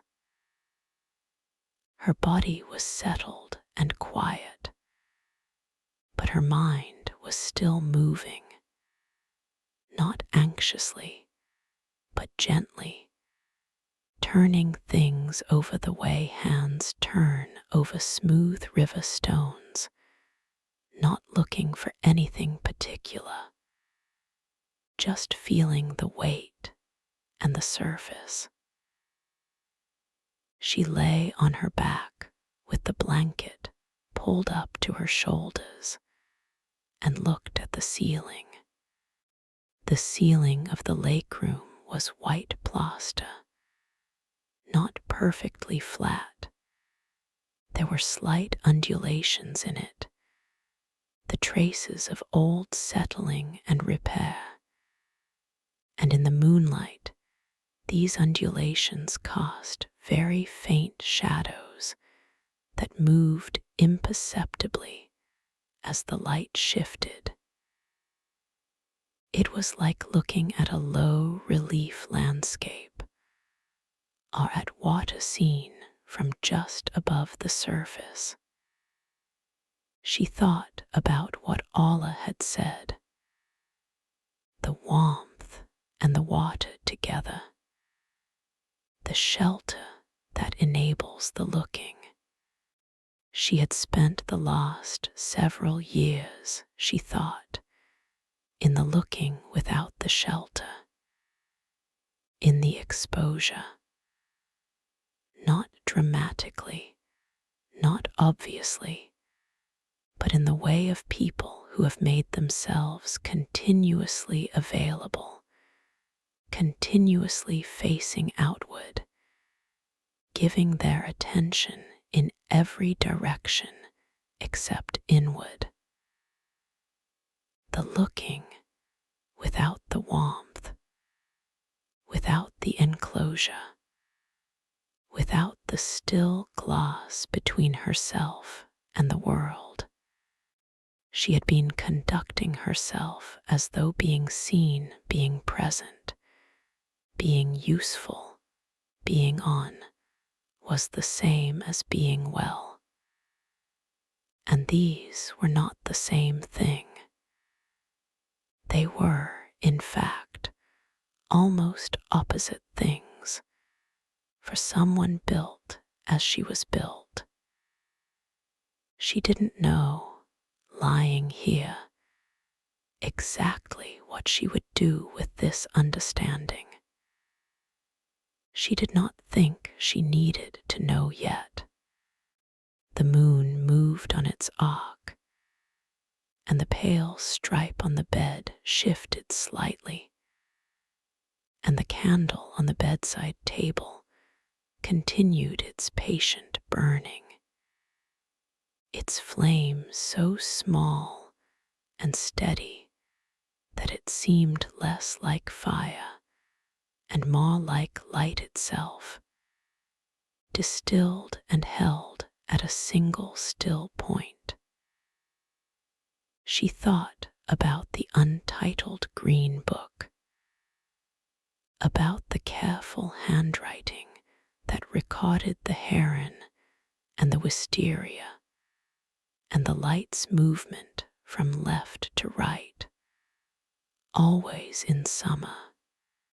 She thought about the dunlin in the book of coastal birds, its adaptability and steadiness, its success not from being remarkable, but from being exactly what it was. She thought about Wren and her cards, writing down the things that ordinary language didn't quite have words for. She thought about the dock and the heron and the way the waterweed moved below the dock surface. These thoughts did not form an argument or a conclusion. They were more like the elements of a still life, arranged without drama in the space of her attention, present, visible, not demanding. From somewhere outside, the wood pigeon called once. Late for a wood pigeon, they were usually quiet by full dark. But there it was, one low deliberate note, and then silence. She turned onto her side and faced the window. The lake was there, dark and vast and still and moonlit and utterly without agenda. Something about its complete disinterest in her, in everything, was deeply comforting. The lake did not need her to be any particular way. The lake did not need her at all. It would be here when she slept, and here when she woke, and here when she left, and here long after, doing its slow, patient work of simply being water. This was what she had needed. Not to be needed, to be released briefly from the experience of mattering to the world in any way that required maintenance, to exist for a small time in a place that did not look at her, to let the lake's profound indifference do something curative to her sense of her own weight. She was light in this moment. She breathed in through her nose the cool lake air, the faint herb scent, the infinitely faint trace of wax from the candle, and breathed out slowly, and felt the breath go all the way out, all the way to the bottom, without resistance. She breathed in again, and again, and the lake breathed with her in its unhurried way, the small sound of water against wood, and stone the only other voice in the world. Her thoughts grew lighter. They drifted. They became less like thoughts and more like the shadows of thoughts, things moving at the edge of clarity without insisting on being seen. The candle burned. The moon moved. The lake breathed. And Sera, in the lake room, at the still glass inn, on the edge of the water and inside the warmth, let herself be held. The next morning arrived like a soft gift. Sera felt it before she opened her eyes, a warmth on the closed lids, gentle and reddish, the particular warmth of early sunlight falling through a window and finding a face. She lay in it for a moment, not opening her eyes, simply receiving it. The warmth on her face, and the sound of the lake, and the smell of the morning air through the open window, which was a different smell this morning than it had been before, fresher, sharper, as though the night had done some work of cleaning, and the morning was presenting the result. She opened her eyes. Sunlight, real sunlight, not the cloud-diffused light of the previous mornings, but direct, clear, unambiguous, coming through the window in a full shaft and landing on the bed, and on the floorboards in a bright moving rectangle, the edges of it sharp and its center warm gold.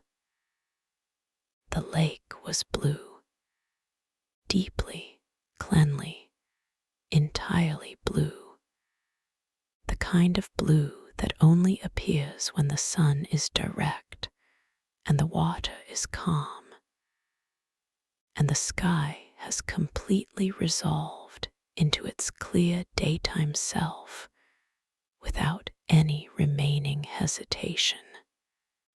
The far shore was visible and distinct, every tree a separate presence, the white birch showing clearly, its pale bark nearly shining from this distance. Sera sat up. She sat with her hands in her lap and looked at the lake and felt something she had been aware of at the edge of awareness for the previous 2 days, but which arrived now in this sunny morning room with a clean completeness that it had not had before. She felt grateful. It was a simple feeling, unadorned, not the grateful of obligation, the grateful that comes with debt attached.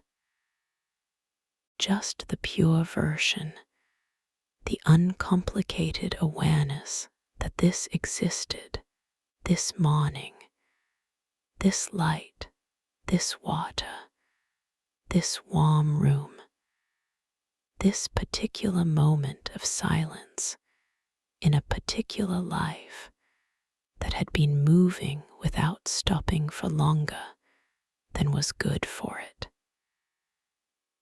She was grateful for the lane off the main road. She was grateful for whatever had made her turn. She was grateful for the inn and for Orla and for Wren with her cards and for the glass wall in the library and the dock and the heron and the book of coastal birds and the untitled green book and the poached pears and the fire and the moon and the double sky. She was grateful for the rest. She had not known she needed rest of this particular kind. She had thought, in the distracted shorthand that people use when they are not quite looking directly at themselves, that she was managing, that the hum at the back of the mind was simply the texture of a life in motion, and that everyone had it, and it was nothing to attend to. She had been wrong about this. She went downstairs in the sunlight, and the kitchen was bright with morning light, and Orla was at the table, and Wren was there already, and there was coffee this morning as well as tea, and a bowl of cut fruit alongside the usual bread and butter. Wren looked at Sera when she came in and said, quietly, "Good morning. You look rested." "I am," Sera said. And then, because both things were true, very, she sat down and poured coffee.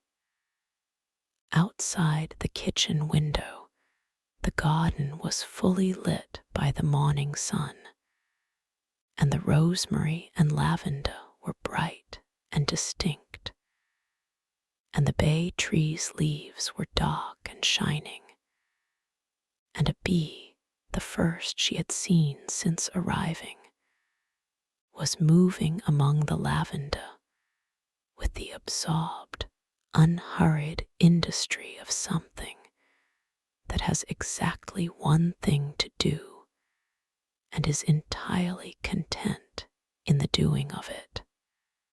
She pointed it out to Wren. Wren looked. "Ah," she said with quiet pleasure.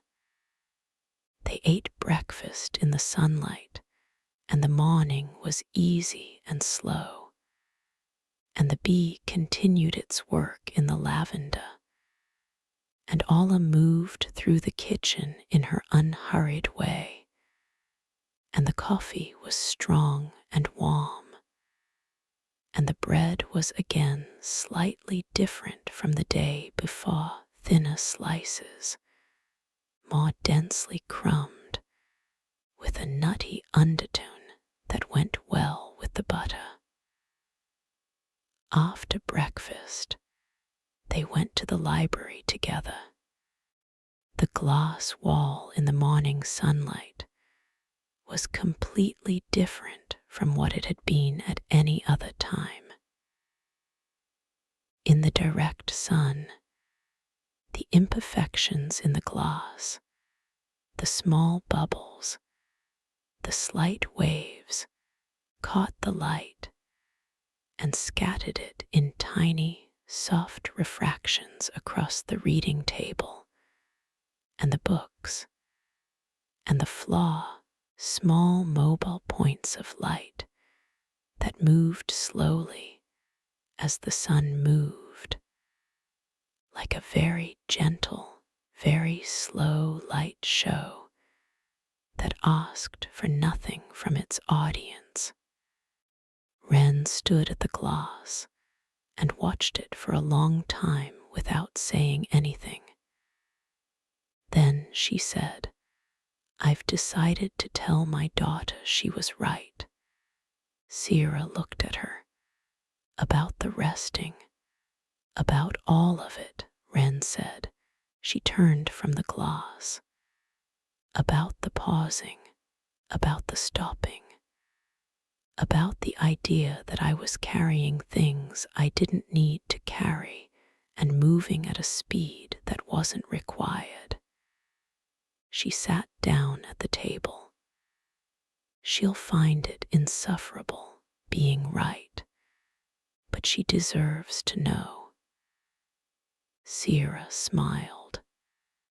She sat down and pulled the book of coastal birds toward her, and opened it where she had left off, past the dunlin, into the plovers, small precise birds with their clean markings and their particular way of stopping absolutely still between bursts of quick movement.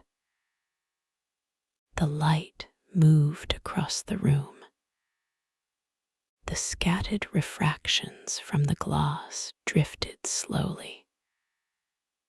The lake outside was calm and blue and full of sun. In the afternoon, Orla took her to the map room. She had not known there was a map room. She was beginning to suspect that the inn had a policy about its own interior, that it disclosed itself gradually, room by room, layer by layer, at whatever pace was right for whoever was inside it. That the inn was, in its quiet way, attentive. That it gave you what you could receive when you could receive it, and not before. The map room was on the ground floor, past the sitting room, behind a door that was not hidden, but that was the same color as the wall beside it, and therefore easily overlooked. Orla opened it and stood back, and Sera went in. It was a small, square room, nearly entirely occupied by a large central table on which maps were laid flat, overlapping at the edges. The largest one spread full face across the center. This central map was not a geographical map in the conventional sense. It was drawn on very old paper, cream-colored, slightly translucent at its thinnest places, and it showed the lake. She recognized the shape of it, the slight narrowing at the western end, the broader eastern bowl where the reeds grew.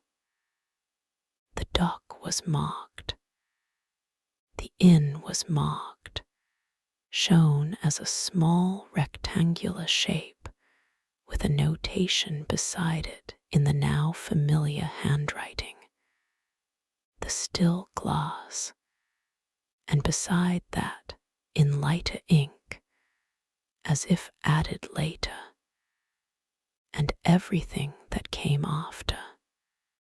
Along the lake's perimeter, dotted marks had been placed at irregular intervals, and beside each mark, a word or short phrase in the same handwriting. Heron post morning landing, where the weed grows deepest. The light comes first, the last place to hold ice in winter. This was a map of attention. Sera understood this immediately and completely. It was not a map of the land as a surveyor would make it, not a map of measurement and boundary and legal description. It was a map of where to look, a record of the places along this one body of water where, if you were present and quiet and paying attention, something worth noticing was available. A guide not to territory, but to experience. She pulled out the nearest chair and sat. Orla remained standing in the doorway. "How old is this?" Sera asked. "The oldest layers are very old, the more recent additions less so. People who stay here sometimes add to it." Orla moved to the table and pointed to a small mark in light pencil near the dock, recent looking, the pencil still sharp-edged. "Wren added that one yesterday. She said it was where she stood when she saw the kingfisher." Sera looked at the pencil mark beside it in very small, careful letters. "Sudden blue."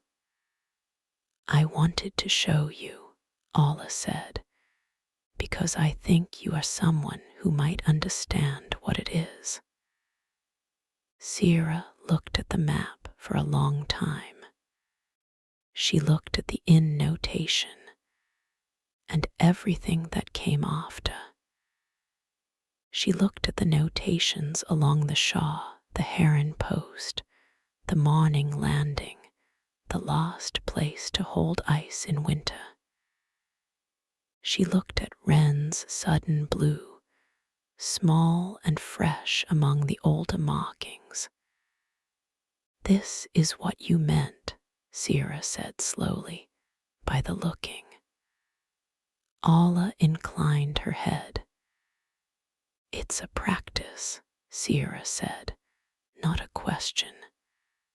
The looking, the noticing, the making a record not of what a place is but of what it gives. It is the oldest practice there is," Orla said, "older than words, older than maps." She looked at the paper. The map came later. The practice came first. Sera thought about the green book with its observations, the heron standing for 3 hours, the wisteria in rain. "Can I add something?" she asked. "If you have found something," Orla said. Sera thought. She thought about the dock, about sitting at its edge with her feet hanging over the water and the heron at the shore, and the slow understanding that her incompleteness was not a gap but an openness, a kept space, a readiness. She picked up a pencil, a newer one, sharp-pointed, comfortable in her hand. She found the dock on the map. She placed a small mark just at its edge at the far end, where the planks ended over the water. She wrote beside it, small and careful, "Where open is not empty." She looked at it for a moment. It was not poetic, particularly. It was not elegant. It was exact. Orla looked at it and was quiet for a moment. "Yes," she said, "that was all, and that was everything." Sera set the pencil down in the pot and sat with the map in the afternoon light, and the room was quiet. And through the door came the distant, continuous sound of the lake, and on the old paper, among the heron post and the morning landing and the sudden blue, her small words sat with all the others, as new as fresh pencil, as old as the practice of looking. She stayed in the map room for a long time. She did not want to leave it, and she did not have to. The afternoon did not rush her. She left the next morning, not because the inn was done with her, or she with it. She did not think that was the right frame.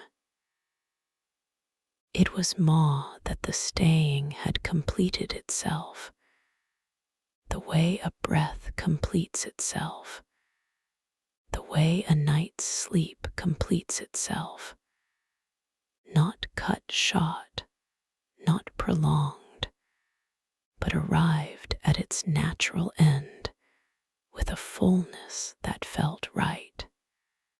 She had slept deeply for the third and last night in the lake room, the window open its full width now, the late summer air cool, and carrying the lake straight to her where she lay. She had not dreamed, or if she had dreamed, the dreams had been so quiet and so much of a piece with the night itself that they left no trace. She had simply been asleep, and then she had been awake, and the morning through the window was clear and cool, and the lake was silver in the early light, and she felt entirely herself. She packed her small bag unhurriedly. She rolled the clothes she had worn and folded the ones she had not needed and placed everything back with a care she did not usually bring to packing. And she made the bed, not because she had to, but because it felt right, the way any act of tending feels right when you are in the right state to perform it. She smoothed the layers of gray and cream and soft blue. She set the pillows straight. She folded the charcoal blanket at the foot of the bed. She stood for a moment at the window.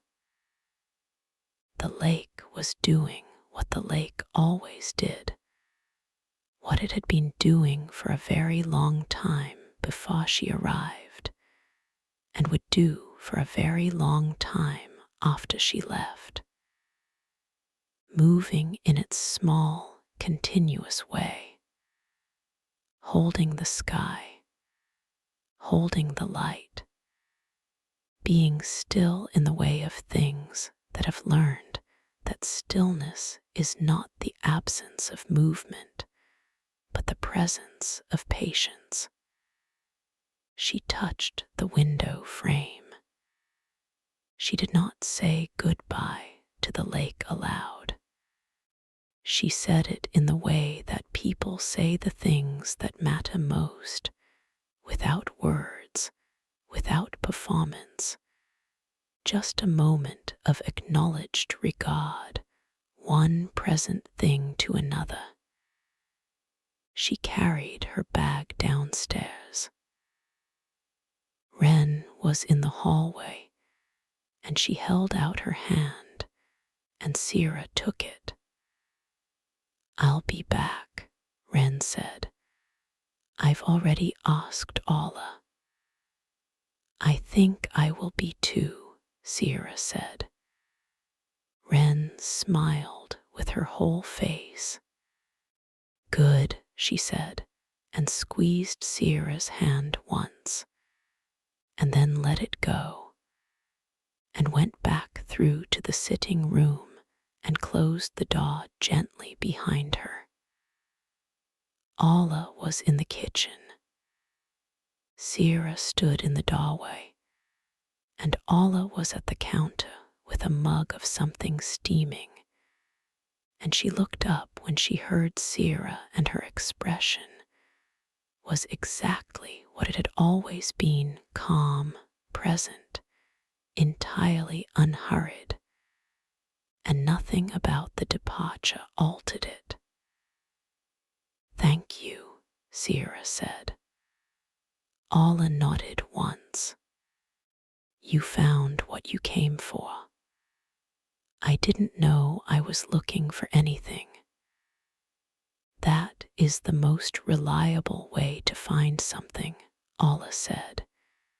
She crossed the kitchen and pressed something into Sera's hand, a small card, pale cream, with the now familiar careful handwriting on it. Sera looked at it.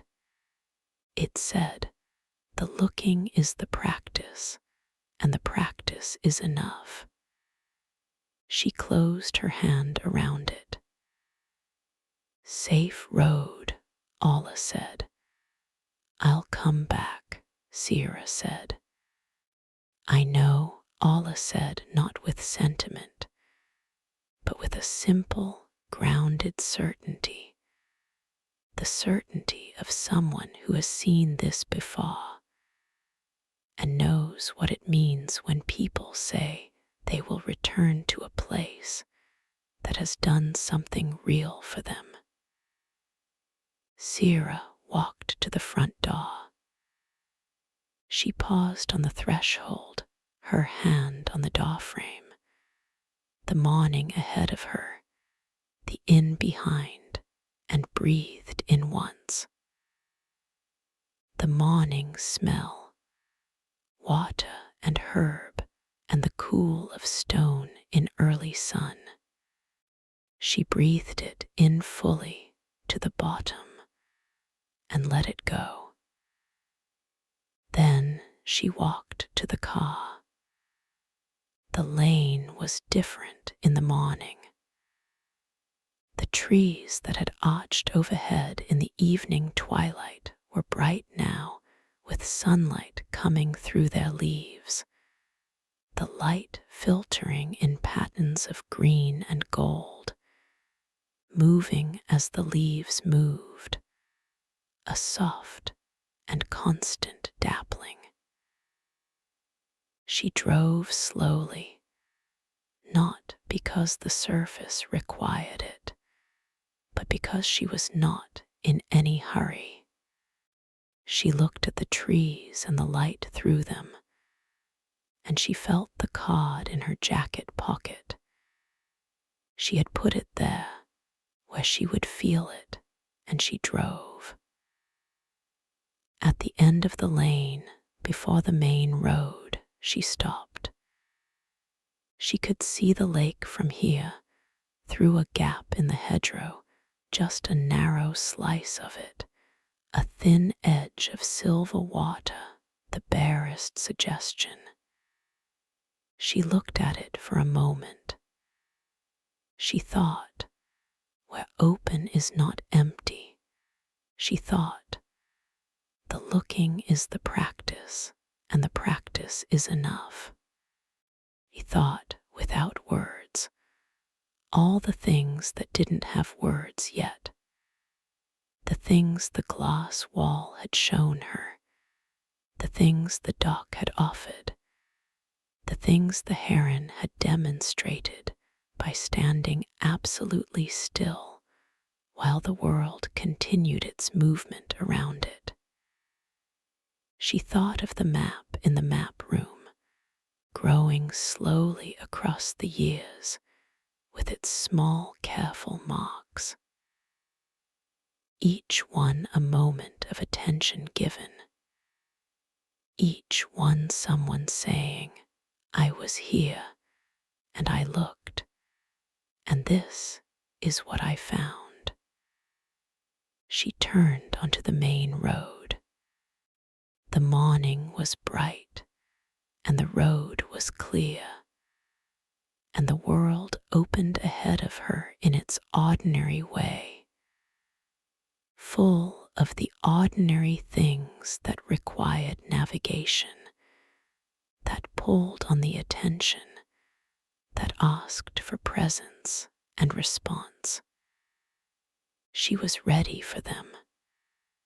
She was not in retreat from them. She was simply restored. The hills moved past the windows. The sky overhead was wide and unhurried. Somewhere behind her, the still glass inn sat at the edge of its silver lake, the library facing the water through its old imperfect glass, the lanterns on the porch patient and unlit in the daylight, waiting for the evening, waiting for whoever came next. And in the map room on the old pale paper, the small words in fresh pencil, "Where open is not empty," staying there, staying, as the light moved across them slowly, left to right, always in summer,